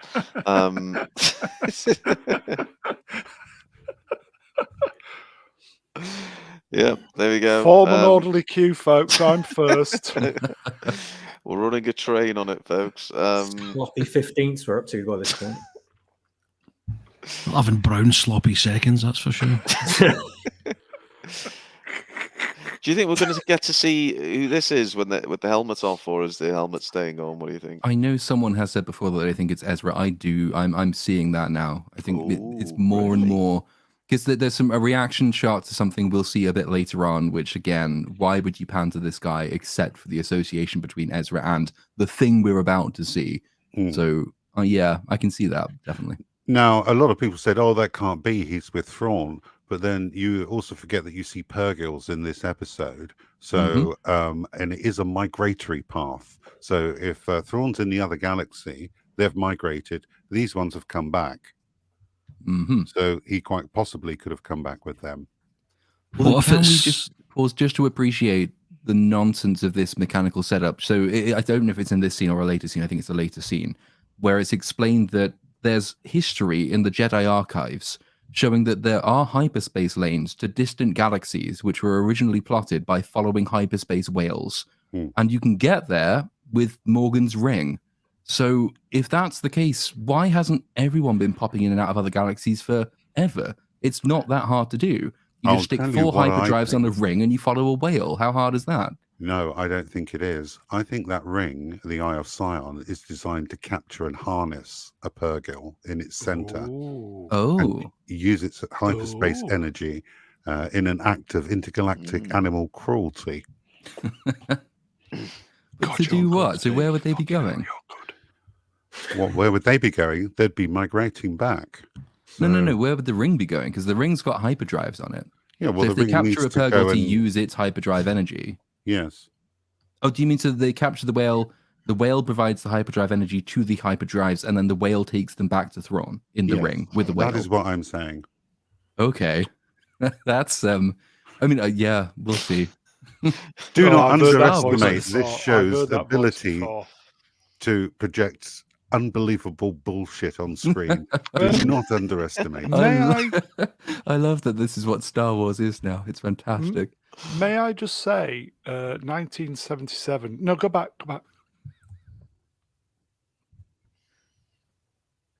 Millennium Falcon. Yeah. Scene. Yep, you're right, Brown. It is yet another callback, isn't it? The old cockpit scene, and again, it's just so similar in that she can't really needed the music. Yeah. She can't get the hang of it. She misses a lot, and then she finally nails one. And I think she even used a line very similar to Luke. I got it. Yeah. Yep. She did. There is a nice-ish bit. This is probably the only thing I found to compliment really in this episode, besides some of the aesthetics, is that it begins with Ahsoka telling her what to do, and she keeps missing. And so Ahsoka then realizes, or the droid makes her realize, that actually for this to work, she has to trust in Sabine's latent ability and stop trying to change her. Which, as a little relationship dynamic, I didn't mind too much. It's just that, again, we are then going to be wasting a lot of time on effectively being told that Sabine is perfect as she is, which I don't think is a good use of our time. But as a little interaction between them, I didn't mind it too much. Is John Z right here that they use the music for when they're attacking the Death Star? Is that right? Well, I don't think so. I didn't catch it. No, I didn't, unless he's just suggesting they do, but yeah. So do these ships have other ways of firing other than just the rear gunner? They have got ones that come out the front as well, don't they? Or do they, Z? Surely. I've never seen these ships before. Somebody That's a clipping good the trick. nails. That's clicked a pen, Brown. Clipping the nails. You got to entertain ourselves somehow. Mega Geek usually does that, doesn't he? Oh, sorry. In between pot noodles. And Monster Munch. One by one. Chocolate biscuits. One. What the fuck? So we go. A dogfight. We got a dogfight. Even this reminded me of the same. You know, the two TIE fighters when they attack the Millennium Falcon. Yeah, it's the escape from the Death Star and the New It's the Hope. same tracking shot. I've got to go back to this for. I think Max may have come up with the new nickname for this character. Here we go. Very good, Max. Very good. Very good. Like it. Do you think Ezra being the Gimp is too obvious and it might be subverting expectations? I've got a horrible feeling I might be the Emphas Nest, the magical ginger. Oh, Oh God, miserable, I wouldn't it? forgot about her. Well, I've heard some people say it's actually Starkiller Galen Marek with the surname. So they may be looking to capitalize on his appearance. But then again, so there's a scene. The scene I was referring to comes later, but when they do encounter the hyperspace whales, which again, it's fucking Star Wars, but oh well. It keeps cutting away to him and him looking around a lot, which I don't think you would do unless you wanted to establish some sort of link between these two things, unless it's just incompetence on the part of the director who thought that we need to have this guy in shot more. So I'm toying at the moment. It's halfway between it's Ezra and it's incompetence. I can't really decide which. I'd bum that for $1. Nice. We will go back to RoboCop. I promise. I promise, man, babies. Anyways, back to the dogfight. Go on, Brian. Yes. Z, are you familiar with a Captain Enoch from the Rebels TV show? Yes. He is supposed to be in this, and he's going to be played apparently by Wes Chatham from The Expanse. So he's going to be in one of the best ever sci-fi TV shows to one rather slightly further down the list of good sci-fi TV shows. Yeah, I see he's going to be in 5 of the episodes. So I'm guessing he's going to be introduced next week. Mm-hmm. It would have to be next week. There's only 5 left. Yes. Rare compliment from Atom Gray. He thinks the crotch pit looks okay. So I always like to try and find the positives. That's about as good as it gets, isn't it? An okay crotch pit. I'd love to know what George thinks about all this, how it looks, and the effects and stuff. Yeah, be I'd interesting. love to know what he thinks. Look Does how he they've think massacred my boy. Yeah, pretty much. I could just picture him sitting in his hot tub with a stony blank expression on his face, just with a glass of very expensive champagne, just enjoying all those billions he's had, and not thinking anything anymore. He's retired. We've got a quote from the actual Ahsoka theatrical poster, which they're using. Brian, would you mind reading this one out? Ento Bonez. And the chat says, stupid, boring, bland, dull, nonsense.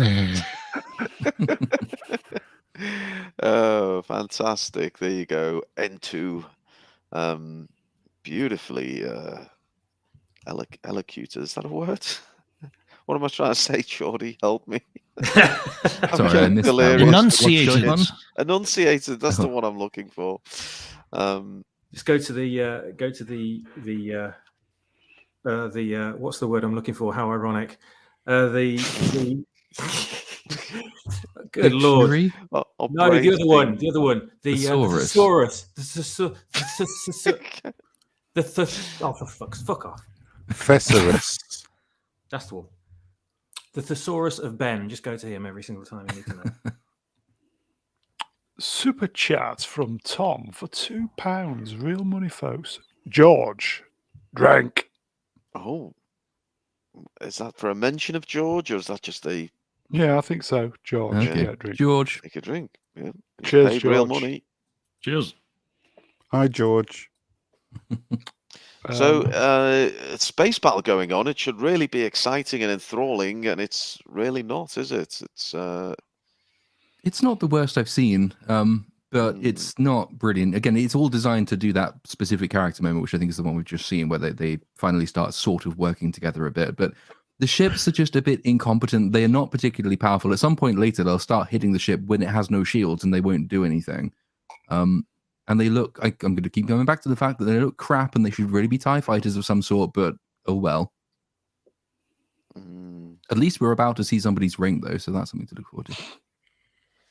You're right, punchable face. We are our brains have been turned to mush by not only having to watch this show, but then having to go through it in fine detail. But we do it. We take the hit. We do it so you don't have to. So we're about to see something which again is slightly controversial and was picked up, I believe, last night. Space laser flak. Yeah. Oh yeah. What do we make of laser flak? Ridiculous. Mm. They should either dissipate or continue going until they hit something. Yeah. Mm. Very evident on yesterday's episode. And that is a new thing, isn't it? That was never in any of the originals. I think there was maybe like what would you call them, missiles or rockets or things. You know, I'm thinking Boba Fett had some funky things, but in terms of actual laser bolts, they never turned into flak. Some of the ships, the Confederate ships in Revenge of the Sith, for some reason fire, like they eject shells from their big ship cannons, even though they're firing lasers. But I guess you can sort of see a way that might make some sense if the cell contains a charge that fires the laser. But yeah, laser light does not emit chaff. So no, it doesn't really make any sense at all. Surely saying dive would suggest an orientation consistent with a planet rather than being out in the middle of space. Nitpick. Yeah. You can also dive in the air. Yeah, but it's only a dive because there's a planet there and you're going towards the planet. I guess from her perspective, dive is just down from where your current eye line is. Yes. Like you're a Hawkman. Dive! Swappers, are you available? Hold on. Yes, I am. Is this for Darth? Is this one for Darth Kipling by any chance? I think so. Yeah. Nicky Relihan in the shed for £10. Modern Star Wars is like Cartman entering the Special Olympics in South Park. They think it will win every event, but it comes in last at every event instead.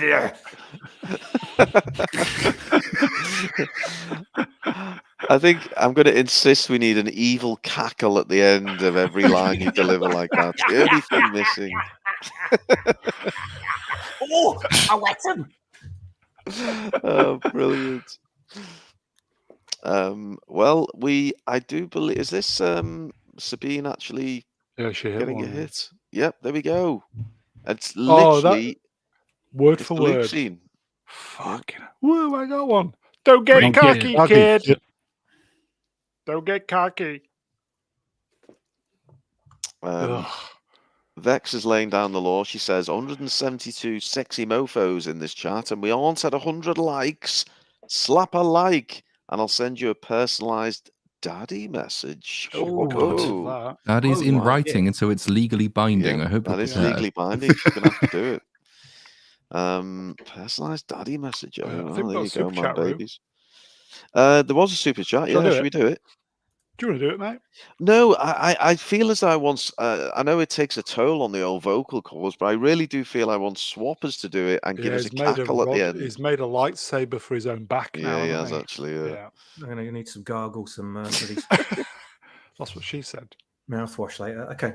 Wolfsbane in the chat for $5. Historically, Jedi, Sith can't block turbo lasers from starfighters and tanks because the energy is too heavy for them to handle. The Force would kill them. Oh, it's fabulous. Swappers, it really does add a new angle to everything you read. You don't get that on Nerdrotic. No, you don't. Brilliant. Yes, and if you were watching Star Wars Theory, he'd just be basically shoving a burger down his face and would barely pay attention to his super chats. I just got an email from the Globe Theatre in London. They're looking for evil cacklers. Oh, nice.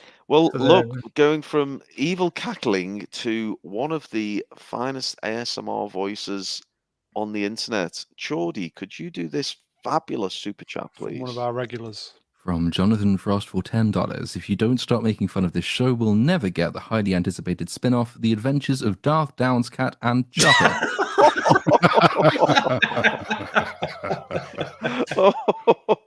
Oh my god! You weren't here, Cordy. I forget who it was, made the comment that loath cats look like cats with Down syndrome. Oh Jesus! With Christ. human teeth. Fucked up. Properly fucked up. Oh, Jonathan, that's Well done, Jonathan. yeah. Jeez.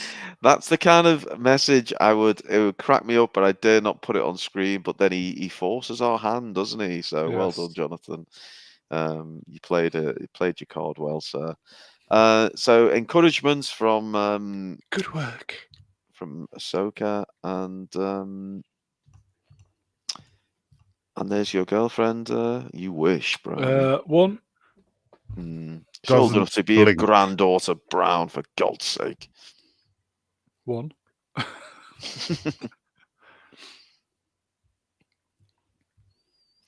And the battle rages on. I mean, I say rages. I mean, it kind of trundles That on. planet looks fantastic. It does.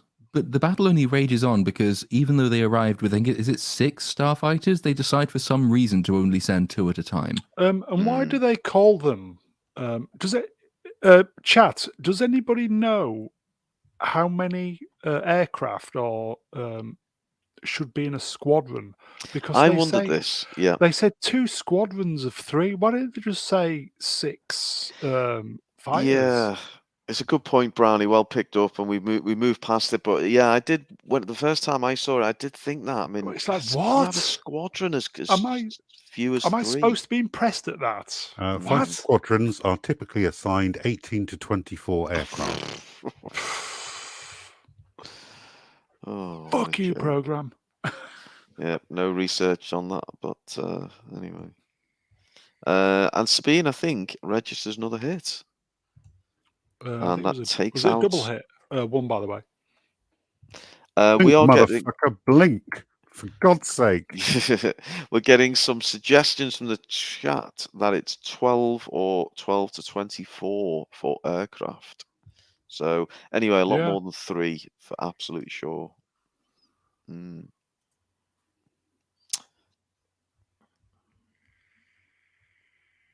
So we get a here we go, folks. I Morgan's remember. ring. I remember. Morgan's ring. There we go. For all this fancy tech that Lucasfilm has, they don't seem to be able to render a windshield without making it look like a piece of shite IKEA plastic. Every single one, you see the fingerprints and reflections, and I don't remember that happening in the prequels even. Yeah, it's a contrast, isn't it? Because you got such great visuals. I mean, I know, Brownie, you like these planets, don't you? And, I think the planet looks really good. yeah. But then Yeah, you're it's right, Brian, they fantastic, have isn't some it? really Fantastic. shoddy shots. I'm always hesitant to say that something looks like fan fiction these days because I'm pretty sure fans would do a better job. Yeah. One, by the way. Blink, you bitch.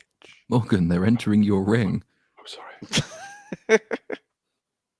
Now, There's- if you were flying at that thing and that thing started shooting at you and it has lots of turbo lasers around the outside edge of the ring, would you fly directly at the center of the ring so they can all shoot at you constantly? Or would you maybe approach it from an angle like a sensible person? Because they're going to fly straight into that ring and go through the ring, and they get through the ring's defenses, but only after it takes a massive toll. But that's only because they keep flying directly at all the guns, whereas they could, like, I think those are the 2 turbo lasers on the top, on the outside. If you fly at it from directly down, 2 of them can target you. If you fly at it directly through the center of the ring, 16 of them can have a go at you. I've played flight simulators. I know how this shit works. These people are supposed to be impressive, and they're not. It's Liam Neeson's cock ring. Well, would Liam Neeson's cock actually fit in the ring is the question I think we need to be asking. Well, here's a question that we That's need ripped to ponder. off Stargate, by the way. Were they Yeah, all it right? absolutely has. It's even got 7 engines because there are 7 were they all right? chevrons. So you've got the 3D point in space, which takes up 6, and one which is the starting point. Totally ripped off. Totes. It's ripped off a lot this episode. Common People, thank you, sir, for your fabulous contribution. £10 in the chat says, Jesus. ruined. If Brown changed gender, sexual orientation, and lost his memory, would it be unethical to mate with him? No, I think it'd be perfectly ethical. There's no ethical issues around that scenario whatsoever. So thank you. Just make sure it's not dry, please. Oh, I can't make any promises. Yeah. Anyway, thanks for that disturbing image, Common People. We can put that in the same bracket as what is it? 2 cups, 1 girl, 5 donkeys, 1 man, and Mr. Hands, and all the other horrible It's a references. sex version of the ship of Theseus dilemma. It's quite philosophical in a way. That's Trigger's broom for the UK folk. By the way, I Internet Movie Databased this actress or actor, Bruce Lee's goddaughter. What? Morgan Elspeth, Really? Yeah. Really? Apparently, I think she comes from a stunt woman background and martial arts, so she's she's pretty handy. Genuine goddaughter of Bruce Lee. We've had a request come in via the medium of Super Chat, and you really have created a broom for your own arsehole here, Swappers. Here you go. This is a request directly for you, Swappers. For the hammers in the chat for $5. Darth Kipling would say, "Yeah, the hammers. My name is Kipling. You killed my father. Prepare to die." In Palpatine voice. Yes, love these shows. We're getting all kinds of levels of meta here when he's referring to his own voice. It's fabulous. Thank you for the hammers. I hope you enjoyed that moment there. May I suggest you create that as your ringtone on your phone? It was so good. We need to change the deck here, Brown. We're making decent progress for once, or are we? I don't know. 1 hour 47. Have we ended the? Shall I put the next one on then? Yeah. Yeah, let's get it going. Here we go. The episode has about 30 minutes of content, and we've almost been going for 2 hours, and we're not at the end of it yet. So good progress is maybe not the words I would have chosen. Yeah, good. Go back. Oh God, Brown. I think Swappers will agree with me on this. I do enjoy a good turbo laser. Greeblies. Look at that. Look at that. You just want to run your hand over it, don't you? Oh, it's just fantastic. Well, I'm glad you're able to get a rare look at that moment in. So here's Marok or Ezra, as we're going to find out. And this dogfight somehow is still going on, isn't it?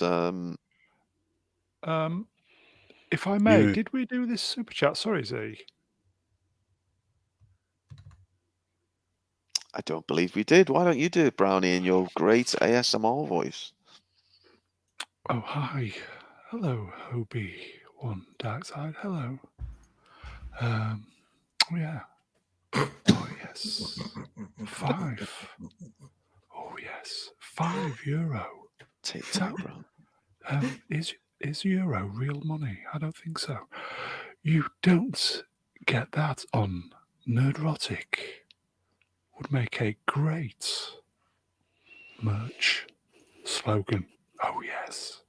You know what? He's absolutely right. It would. And Brownie, you've got a whole range of clothing attire you could make from the great merch ideas we've given you. I think we'd have to get permission off Gary for using Nerdrotic. Fuck, Gary, just do the damn t-shirt.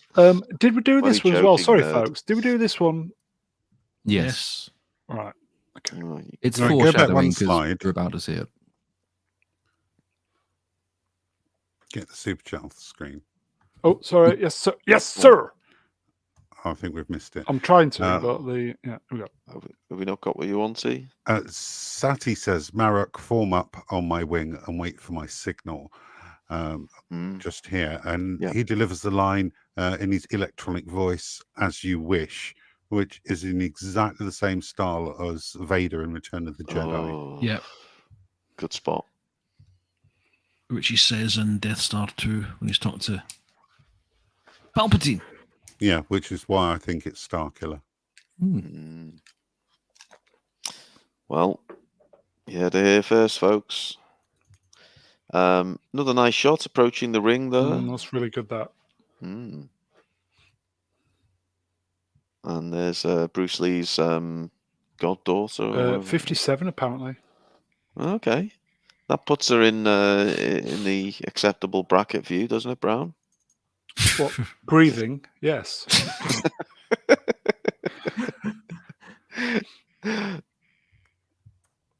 See, all the chats coming in straight away. 1, 1, 1, 1. Really? Yeah, look, they're all Really doing for it. this? Yeah. Oh God! The standards are appalling. They've got a very discerning taste for the more mature. Oh, well, that's one interpretation. The other one is every time there's a female with a pulse, still put a 1 on the screen. So, Oh, here you go. Look, Tom. Oh, I'll just say, here we go. she's in Blaze. Really? Really? And I will say, look at that. Blasting. Top marks to Ding. top marks to Tom for the Avatar. Oh yes, you've started something here. It's Bagpuss, isn't it? Yes. Bagpuss on his head. Wow. Just on the Look at turbo that, lasers. So this is a reference that they don't seem to have gone with. But the problem the Death Star had in taking on the Rebels in Episode 4 is that the turbo lasers couldn't hit very small, fast-moving ships. And yet here is a turbo laser able to hit very small, fast-moving ships because they've introduced the flak element, I guess. But and I also forgot my drinking rule. Yeah, muzzle flash drink, everybody. Mm. In fact, I need to get a top up. Back in a minute. Right, quick. He's away far through 15 slides. Well, just tell him we did a fabulous line read and we got through a ton of slides. I don't know how we're tracking here, but I just realised, Christ, we really have been going nearly 2 hours. Okay, we'll pick up the pace, as this show clearly won't pick up the pace. Yeah, turbo lasers and flak, and you hate this, don't you, Z? You really don't like it. Oh, I don't like flak at all. That's not how lasers should work. No. It wouldn't be so bad if they were firing projectiles, but lasers, that's energy weapons. They don't work like that. They've just put it in to increase tension. Mm-hmm. I never noticed these things. I prefer the characters and the dialogue in Star Wars. I always did, interaction. I don't really think about it. I'm going to have to go back and watch this again. Oh, God, I'm going to have to go back and watch this again and see what you're talking about. Well, what is this? If you can get... Does he say the N-word here? Did I miss something? I was going to say, why is he slurring? But, God. Chat, what is he actually saying? There you go, chat. What is he saying? There's the line. He's scanning, isn't he? Because at the moment they're flying toward it so they can scan it for some reason, and it takes some time. And some part of the scan overloads him, and then later, like the ship gets hit, and for some reason it turns him off. I think it's because he's connected to the ship that's doing something. But I much prefer the world in which he says the M-word. Hera wants a full scan of the ship to confirm what type of ship it is and how is it hyperspace ringing. So they need to get a full scan of that ship. Okay. We'll see how that works out for them. Ran out of channel names for $2. Says they accidentally loaded their fireworks. Maybe there's the canonical explanation for the flak. Yeah. We've got more whooshing. Maybe they should try spinning. I think they actually do, don't they? They do try spinning. Oh, God. It's a good trick. It feels like a repeated shot, this, but... Drink, everybody. Look at that. Oh. Tell you what, on the look at that scale, this episode's doing not bad, Brian. Oh, the green turbo lasers. Oh. Indeed. Ahsoka wants closer. Deflectors at 10%. You're not really reading the tension and the drama from their faces, though. There are we? No. We're about to die, and Sabine looks bored. Yeah. And the One Phantom looks Menace. disinterested, the other looks bored. Go on, Brian. And the Phantom Menace did a lot of pickups and reshoots. The first time they filmed some of the scenes in the Naboo cruiser when it's coming under fire, once they put it together with the special effects, they realised that they were basically doing what these two are doing. So they had to refilm it, and they had to be a lot more higher energy levels when they come in. And could have been doing with the same thing here, and it probably would have been easier to do with this one. Yeah. Lord Wahoo, possibly echoing maybe what you said right at the start, Chordy. This show is so full of small dumb, but it hasn't done anything quite, anything Scream-worthy. Not really after episode 1. I mean, episode 1 has a couple of those moments, at least a couple of those moments. Episode 2 has at least one of those moments. Episode 3, I don't think we've found one so far. There we go. While we've got it on screen, Brian, why don't you do this one for us, if you would? Black lives or black votes for $1.99 into Brown's pocket and out of circulation. And the chat says, Sabine looks more and more like Ezra Miller. The Mad Goose Wizard. Someone in the chat earlier said she looked like the movie Cynic, which I can kind of see.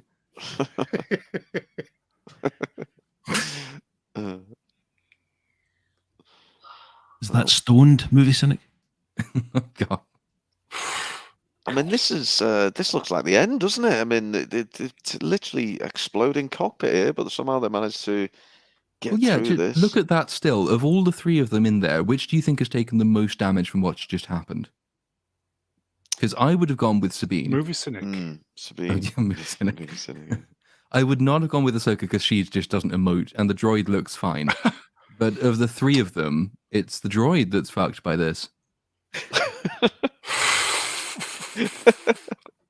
Whoa.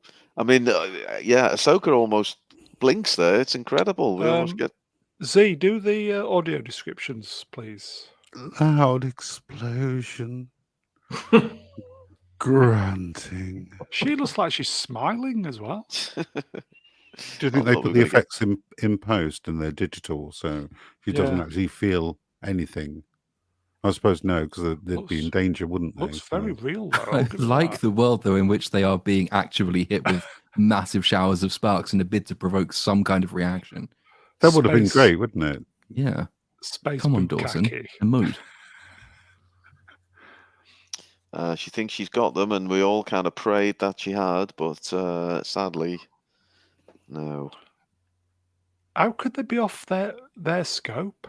I think the idea is that because there's no power in the ship anymore and there's no engines, the scanners can't pick them up. But that's a really, really badly designed thing, because in space, obviously, there's no friction to stop you. That means if someone flies at you and just turns off their engines, they'll keep on moving, but your big giant ring won't be able to spark them. So a bit of a design flaw there, which I'm sure they won't actually exploit later. The main reason they're off their scopes is so they can copy Empire Strikes Back. The ship no longer appears on their scopes, if you ask me, and a very convenient plot device. I will say some of the shots of this ship previously were very Millennium Falcon, Empire Strikes Back, with a kind of panning shots towards the camera. Can we get Chordy to do this one, please, if you would, Lord? Ran out of channel names for $2. The sparks would scare the cat off her head. Yeah, you're right. It should. But it's a dead cat, so that's the reason, clearly. So Morgan thinks she's got her, but no. Blink, blink, blink. One, by the way. Darth Gargar informs her, you almost got them. Did we do all the super chats while I was away? I did, believe didn't you? so. I believe okay. so, Brian. Yeah. I'll just quickly draw Ben's attention to the Twitter group. Oh, you've been summoned. Bear with. Oh, we're all checking it now, are we? Jeez. We need to share it with the team. I don't actually know how I can do that. We're working on it, man, babies. Leave it with us. Copy it out and then upload it as your effort. Okay. So while Jordy's trying to work out how to change his avatar, Doesn't her purple hair look fantastic? Well, that's one way of interpreting it. Well, Ruin should know all about that one.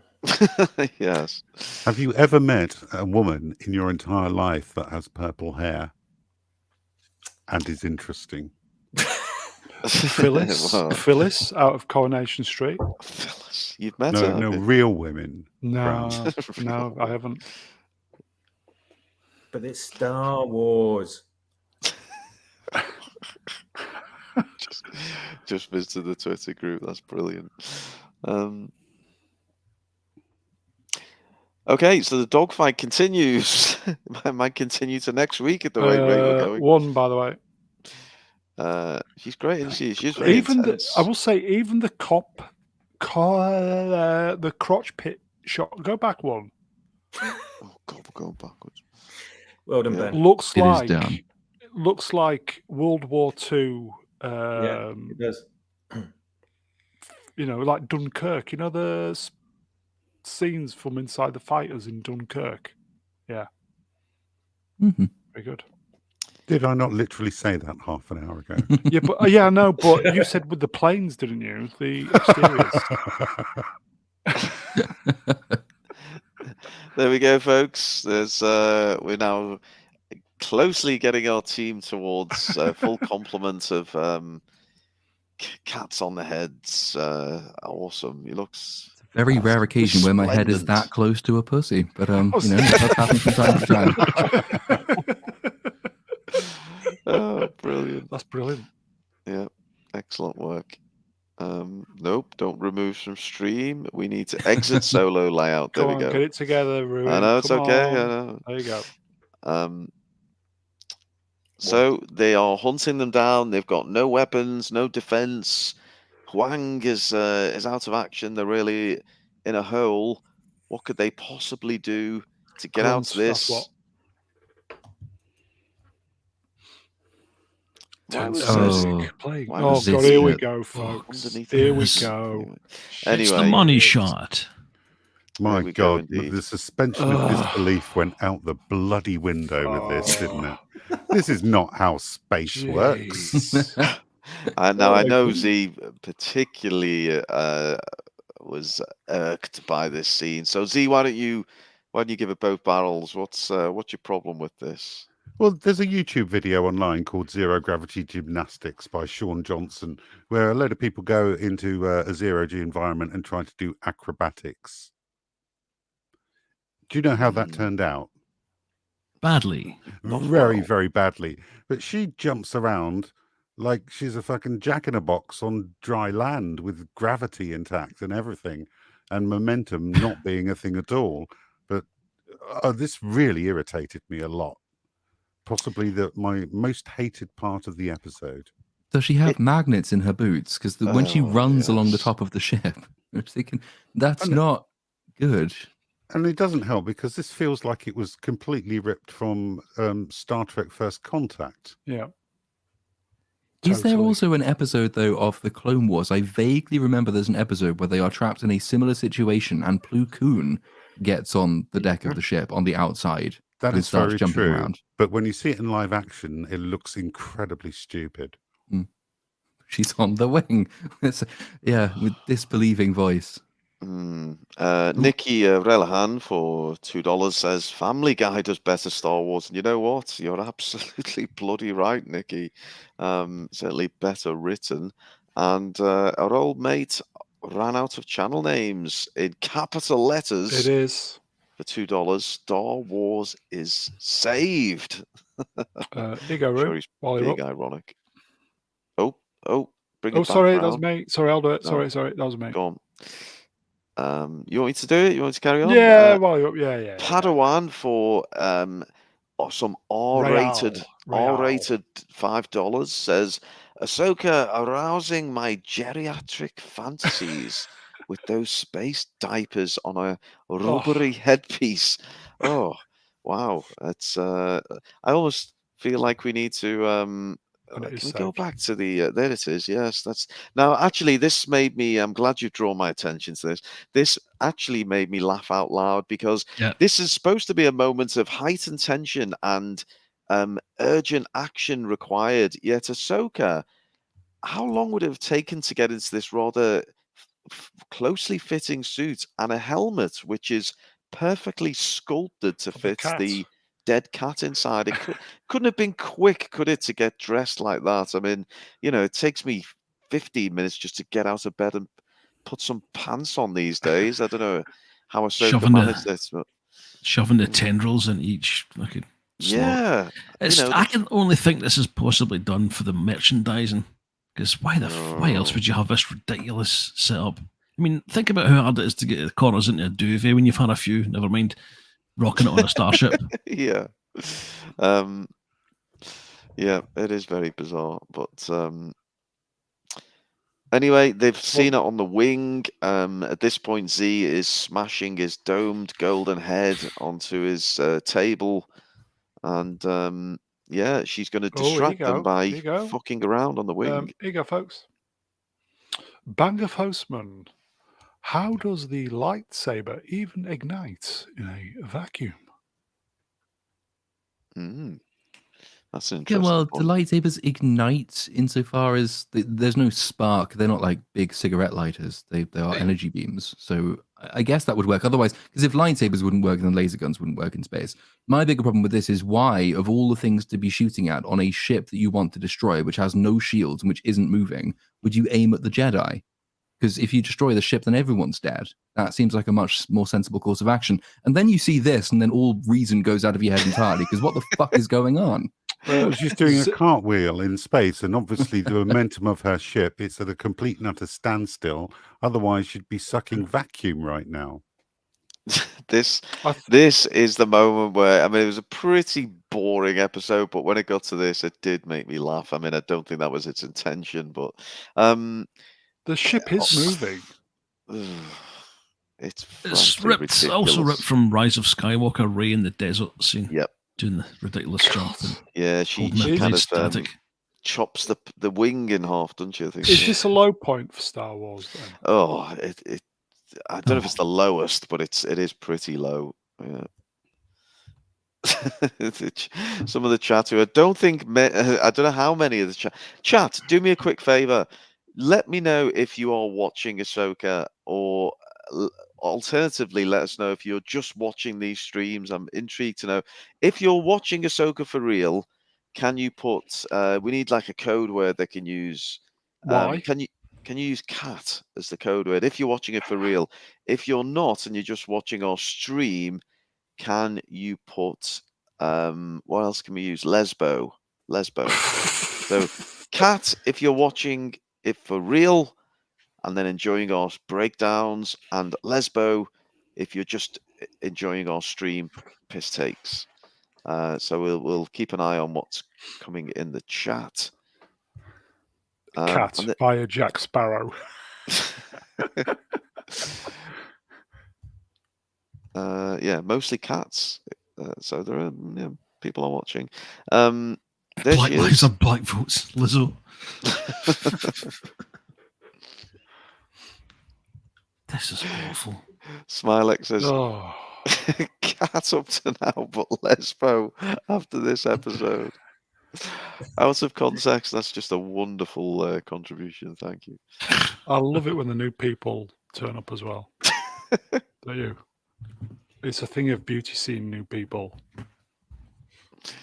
Look at this shot, folks. It's that's fucking dog wank. The Isle of Lesbos.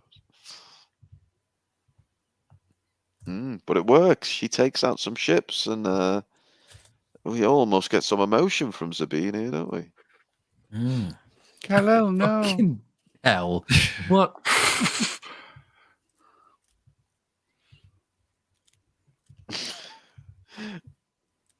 Oh, Panting. yeah, well, lots of lesbos in the chat. Clicks. Beeping.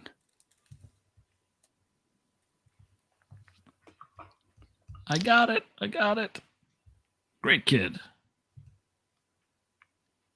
And she's just floating around in space. I mean, can't she just Princess Leia herself back to the ship? No, she's going, now get me.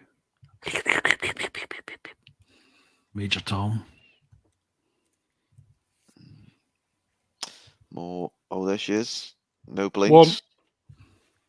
Still a 1. Yeah, 1. All day. Darth Eyeshadow, as Brian nicknamed her. Button beeps. Nice nipple tweak there. Yeah. Wolf nipple chips. Get them all their odds. Sabine, get ready. Oh yeah, my button's Adventurous ready. music playing. Adventurous.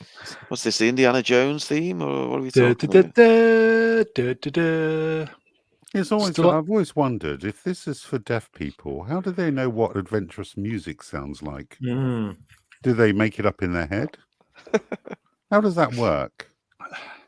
What I mean, if they made some adventurous music, if they were capable of doing it, what would their adventurous music sound like compared to actual adventurous music?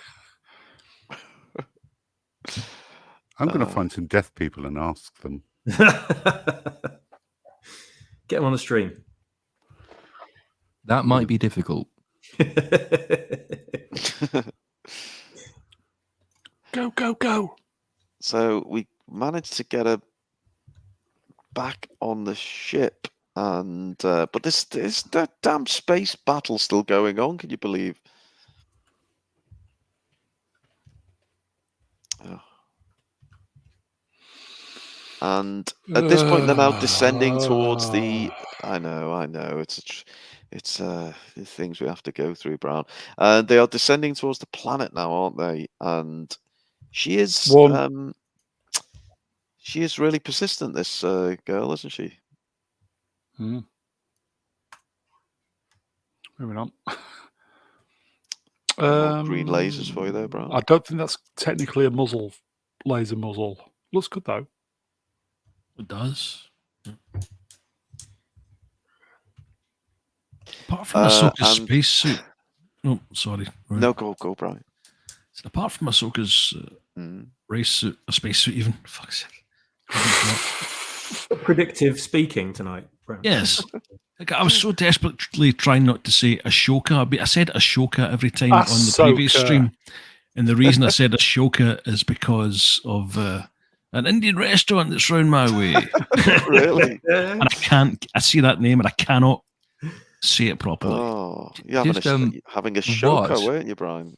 I'm not deaf, and I don't know Pardon? what melodic rumbling is. What is melodic rumbling? The rumbling has a melody? Does it play a little tune? Just try to play a tune when you fart or something. Fuck knows. Anyway, the costumes are nice, is what I was trying to say. Anyway, mostly. Lots of debate in the chat going on about this blonde Sith girl. Ran out of channel names for $5. Says she definitely has "Follow You Home from the Bus Stop" eyes. She does, doesn't she? Yeah. And someone else pointing out specifically for you, Mr. Brown. Yeah. She was born in 1997. How old were you in 1997, Brown? God, 35. Well, I doxed myself. I was. Only If you just give us the year, you'll be okay. 29. Okay, so just a near 30-year age gap between. What I remember of 1997. Anyway, we've got Liam Neeson's dong making an appearance, folks. What do we make of space whales? Appalling. Fuck. Absolutely appalling. What a question. What? Just when you thought this show couldn't get any more fucking ridiculous than Ahsoka doing cartwheels in space, Filoni throws some space whales into the mix. And the people who are in the chat who are lesbos and are not watching this show must be thinking, what the actual fuck is going on? And in fact, we were all thinking the same, watching it for real. So yeah, there we go, space whales. Z, can you kind of put this into some sense at all? Good luck with that, mate. No, no, okay. no. No, You just need to know that the Purgils are capable of intergalactic travel, and there is a large cock ring in orbit, which I believe is going to noose one of those mothers and utilize it to go and find Thrawn. That's what I believe, and I wouldn't put it past Disney to be so stupid. That's a lot of effort. And specific effort to go after one person. But that comlink is a bit like Anakin's from Revenge of the Sith that you've just moved past. It is. I think it's exactly the same. Is it? Go back. I remember. Where do we want to go? There. Yeah. See, this is the only stuff that made me think maybe this guy is Ezra, because we get a disproportionate number of shots of him looking around. But then again, if you have never ever seen space whales before and you find yourself piloting a ship past some all of a sudden coming out of the clouds, maybe you'd be surprised as well. So, yeah, maybe it's not Ezra after all. But still, I mean, just marvel for a moment that this is what Star Wars now is. Well, feasibly a plan to go recapture a guy from another galaxy by harnessing a space whale in a cock ring full of hyperdrives, which will take you to the place where the cartoon guy disappeared to. Like, this is not Star Wars. This is War of Star, and that's very different. We've reached the moments of the stream, folks. I know. Is it Nikki's super chat? Is that what you're referring to, Brown? No. Was that a Lord of Ring reference, Platoon? It might have been. Lord has spoken. Yeah, Lord has spoken, folks. Well, while you're all staring at the head of Liam Neeson's giant cock, can I get Darth Kipling to read out Nikki's super chat, please? Nicky Rebellion in the chat for 5 English pounds. We have Dawn's Cat, space whales, and arms folding. I wish your ruin didn't do this show.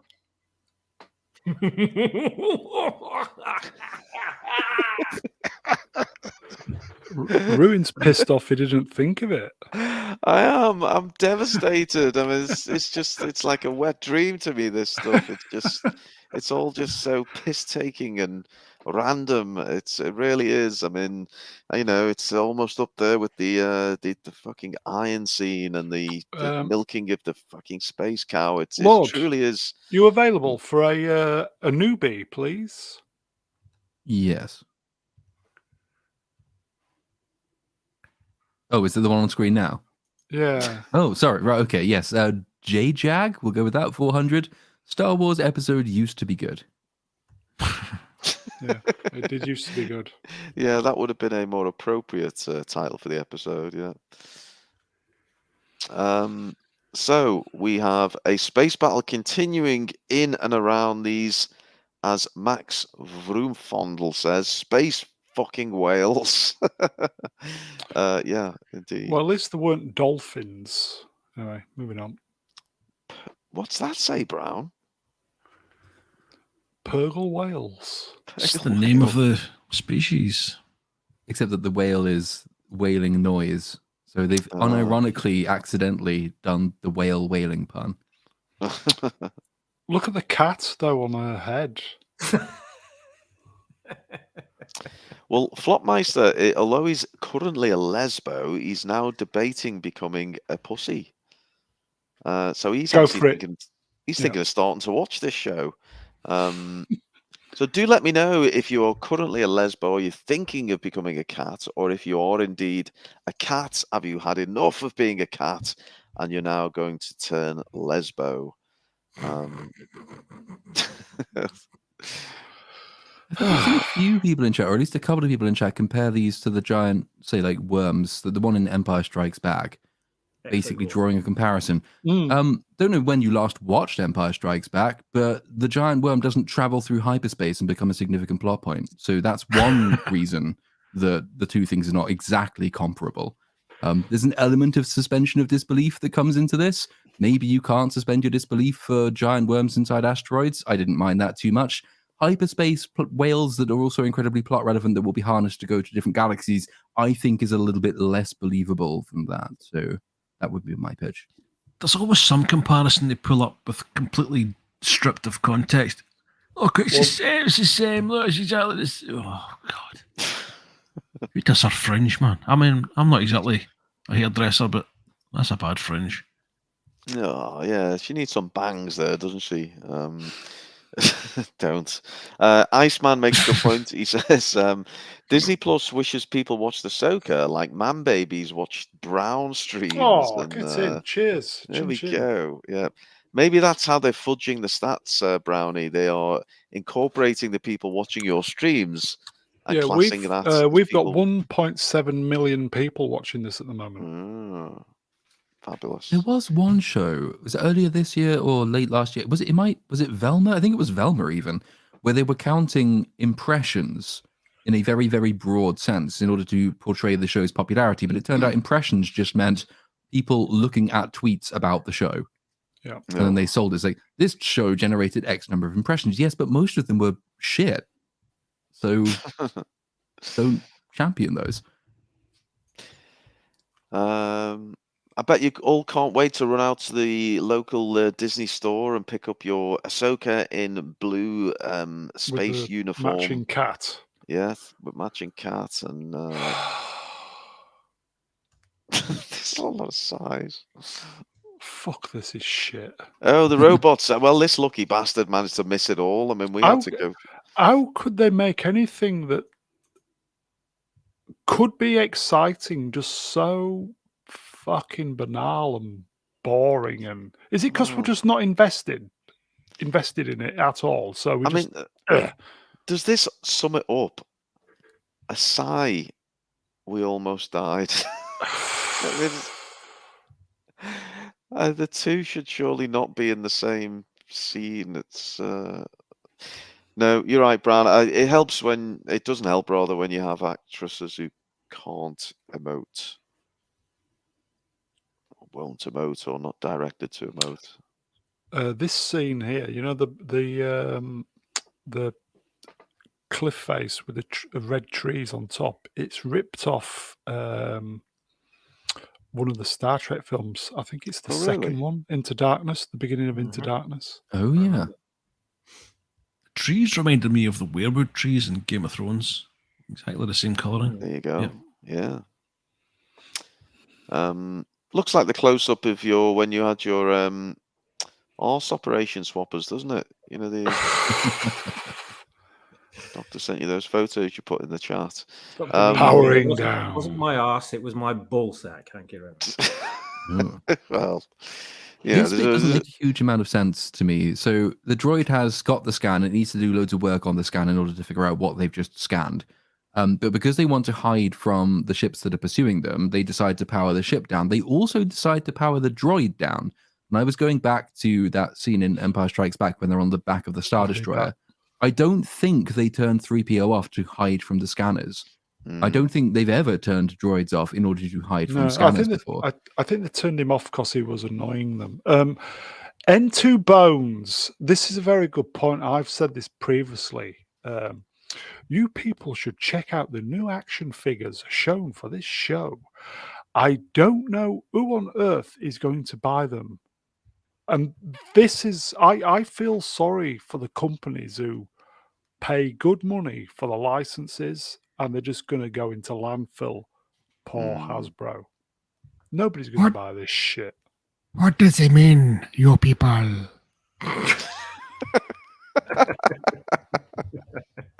Brilliant. Very good, Brian. So they are hiding in this kind of red forest. Ships are whooshing. I've just had a... Oops. Sorry. I've just had a look. The figures are absolutely banging. Look brilliant. Really? Yeah, it's a shame. Oh. They are well made, but they're just, they're these characters. So who actually gives a fuck about them? Morgan Elsbeth's likeness is incredible. Wow. Brownie wants to know, can you get it in full size, 1-to-1 ratio with a bonus hole? He's got plans this weekend for that particular action figure. Stop being mucky. So more boring chat. God, are you all right? God almighty, fuck me. I wanted to end it all when I think I'd been doing the slides on and off for about 6 hours by this point. Just go back one. Indeed. And when I saw this, I just thought, God, I want the ground to swallow me up. This is shite. It would have been better if it was, how are you? Are you okay? Another great pop cult reference there. Well done, Brian. Pain, folks. This was pain. I haven't seen those creatures since I dropped 3 tabs of acid in one afternoon. Brian, we're getting so close to the end and you seem to be peaking. It's just such a shame. Maybe it's the drinks kicking in. Oh, is that what it is? Also, it's because we're close to the end. Yes. Yeah. He's perked up again. Staticky feedback, everybody. Staticky feedback.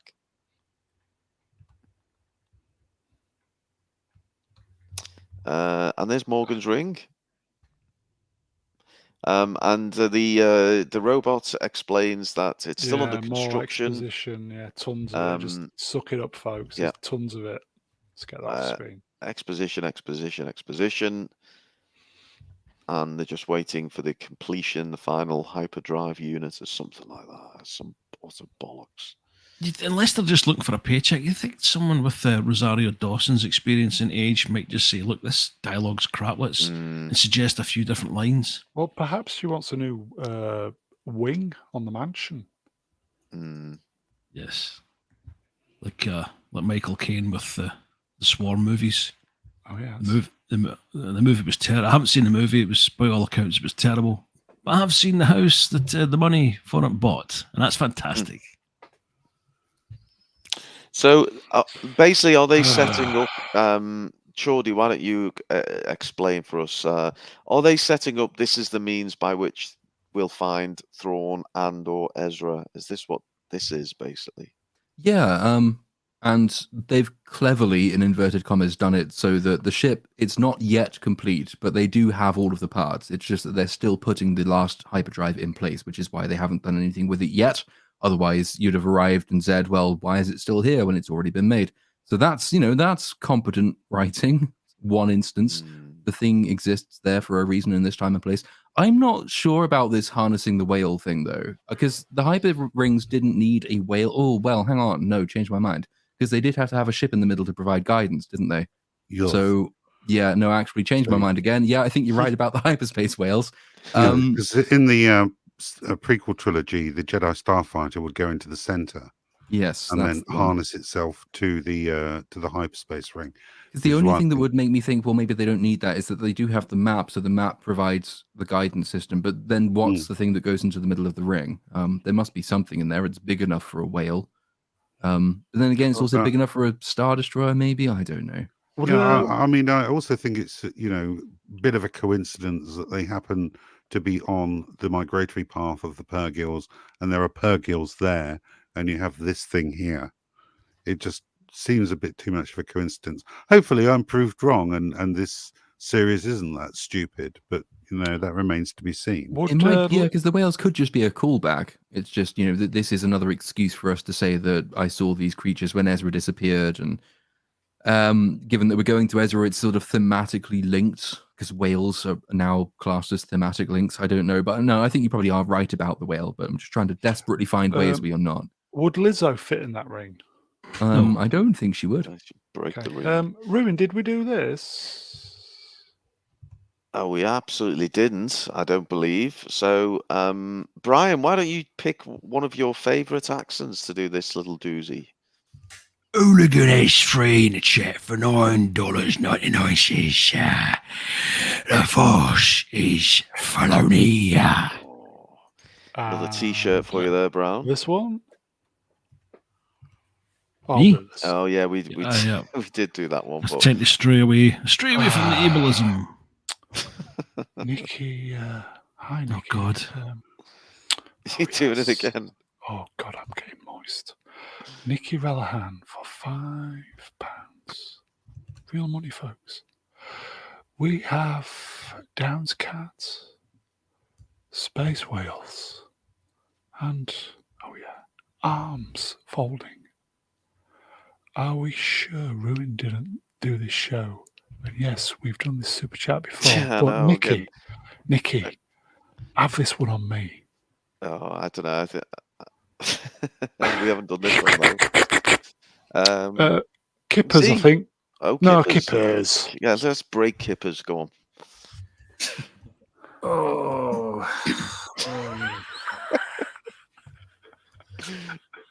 Lovemeister in the chat for $4.99.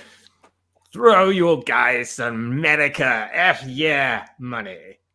I'm a bit behind in the video, but yay, space whales. Save the whales, shoot the seals.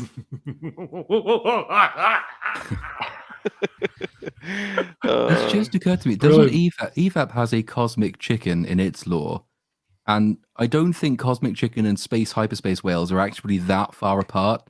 And one of them was a joke, and the other one is a serious plot point in Star Wars. So that is where Star Wars now is. It's basically a meme. Just think of a character so iconic as Thrawn, and the first time we're going to see him in live action is riding a whale's cock ring. Fucking hell. Oh, brilliant. Amelia Bedelia, I think, has hit the nail on the head. Brownie, it's not ASMR that you're doing. It is basically phone sex, isn't it? Hello, Amelia. Yeah. But you're looking really hot there, Amelia. Hi. Oh, yeah. Hello, human resources. Shit! Got your pervert on phone. Brownie's going to become the Philip Schofield of his own channel here, isn't he? He's gonna... Hugh Schofield. He bummed the runner. He bummed the runner. Sinister music playing. And here he is. We've not seen much of him in this episode. Oh, fantastic. So he's on the same planet, isn't he? Because the red trees are there. Yeah. But in the scene when the ships were following the main ship down, they said they've landed in the forest, let's go back and regroup, which I assumed meant we're going all the way back into space again. And they're not in this scene, so I assume they have gone back into space to regroup, and yet the group is already on the planet in the forest, just waiting around for someone. So I don't really think it makes sense. Here you go, folks. No, it's Ahsoka, so of course it doesn't. Down the ham. The main character is back. Yes. Z, you available, mate? Oh, looking forward Max to it. Roomfondle in the chat for $5. I'm a bit drunk, so I just want a speaker bursting. $1 billion from Z. Thanks, and I love you all. Oh, we love you too, Max. Thank That's you. not even and, my thing. I stole that from EFAP and I've been doing it ever since. it's now your thing, Z.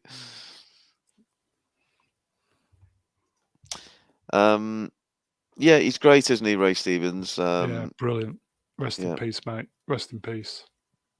And Brownie, I do believe we've come to a rather hard stop there. Is that it? Yeah. Yeah, that's it. The episode did end at that point, but yeah, just over the 2.5 hour mark there. We didn't do too bad. That's a result, that. Yeah, we wrapped that one up quite well, I thought. Well, look, this was a fun stream, but a fucking terrible episode from my point of view. But I don't want to influence people's opinions as we go around the retrobates and get your closing thoughts on this episode, and of course your score. And I believe we were somewhere around a 4 out of 10. Shall for we yesterday's throw it out to the chat as well? Chat, if you've seen, chat, if you've seen the episode, just mark out of 10, yeah, and I'll flash the marks up as they come up, Rue, yeah. Or if you're a lesbo who hasn't seen it, but you've seen enough today, you can Yeah. certainly submit a score. I think we need to let's have that clarified. When chat gives their rating, they should say like Lesbo 5. yes, Just it'll yeah, be because we need to complicated. know if you're rating it based on the show itself or based on the Yes. stream. please. Excellent On the suggestion, show. Geordie. We need your score and whether you're a cat or a lesbo. So, for example, it's Professor complicated. R2, who is a cat, says 5. Who's watching it? Average British nerd, who's a cat. Kadam. Oh, they're really going crazy here. I'm sure Brownie, would you mind flitting through those while I go? I'll do it. Yeah. Yeah, You, I'll you do talk it. to the Yeah, team. yeah. Okay, I'll do them. let's go. Let's start with you, Brian, if you could. Your thoughts and your score, please. Well, you know, when your football team or soccer team is 3-0 down at half time, and then they go on to lose 4-0, and you say, "Oh, they were better in the second half, weren't they?" Well, that's how I felt about. What about 5-1? Silence. So it was better, but not great. I think the pacing, especially, was a bit better, but I think the length of the episodes got a lot to do with that. Maybe we don't notice how bad it actually is. I think the shorter episodes are probably within Filoni's comfort zone, and I think that's why it's better. It was nice to see the characters at least try to emote. It only took 3 episodes to get there, and I think allowing the characters to learn and grow is good, but the reasons for that growth are probably slightly less good. Nice visuals again. Music was decent, but the biggest downside for me again has to be the boring dialogue. It's just absolutely lifeless, and there's so many lines that are ripped off from the OT. It just doesn't bear thinking about. But on a positive note, I have to say I didn't fall asleep in this episode, unlike the last 2. Did you give a score, Brian? I'm going to go for a probably over charitable 5. Ooh, okay, so an improvement according to Brian. Z, what do you think? I know you were pretty pissed off at the space nonsense, but what are your overall thoughts? I wasn't a fan of this episode. It was slow, ploddy. They take, just like in episodes 1 and 2, forever to do anything in this. And when they do end up doing something, it's usually a boring something. So I thought it was a bit of an uplift from last week. But I really hated these space acrobatics. So I'm giving it a 4. A 4, okay.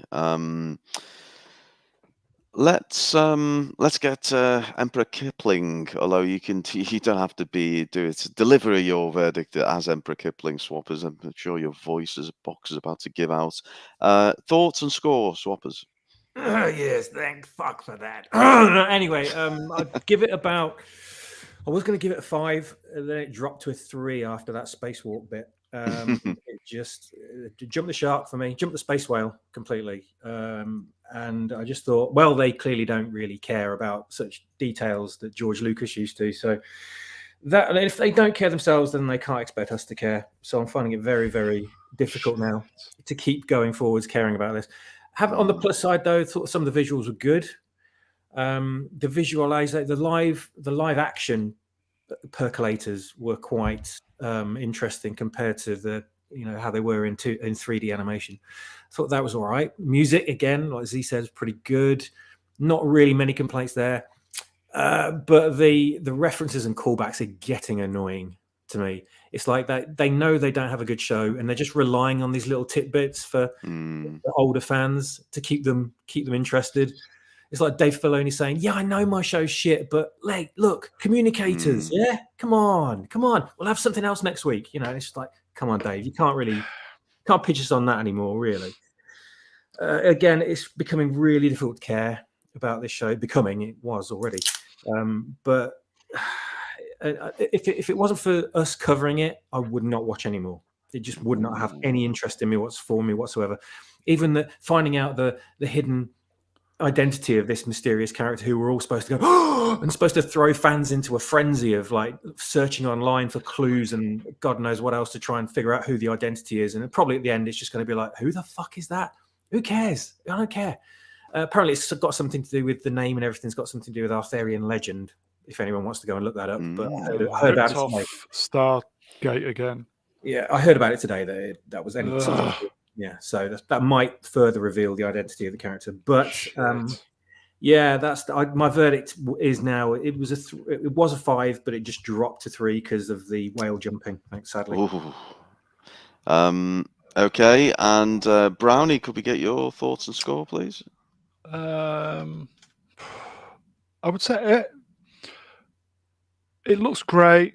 I think there are some good actors here, but they're just it's just paycheck, isn't it? The Star Trek First Contact ripoff. Oh, what a load of bollocks! I'm just speechless how bad it is. It's just low scoring coming, possibly. I don't care. There is a good point though. We're here talking about it, and the chat are fucking wonderful. Yeah. 3. Score, Brown? Can I squeeze you? 3. Okay. And I'll quickly give mine, then we'll end on the Lord. For me, it starts out boring and it ended up ridiculous. I really didn't like this one. It was a 2 for me. Yeah, really didn't like it. Lordy, the floor's yours. I gave episode 1 a 3 because I expected that I would need the numbers 1 and 2 for later episodes. This one was better ever so slightly than episode 1. So I think by that extension, I would either have to give it a 3 or a 4, but that is strictly within the context of this show as opposed to a meta score. So I'll go with 4 because not much happened.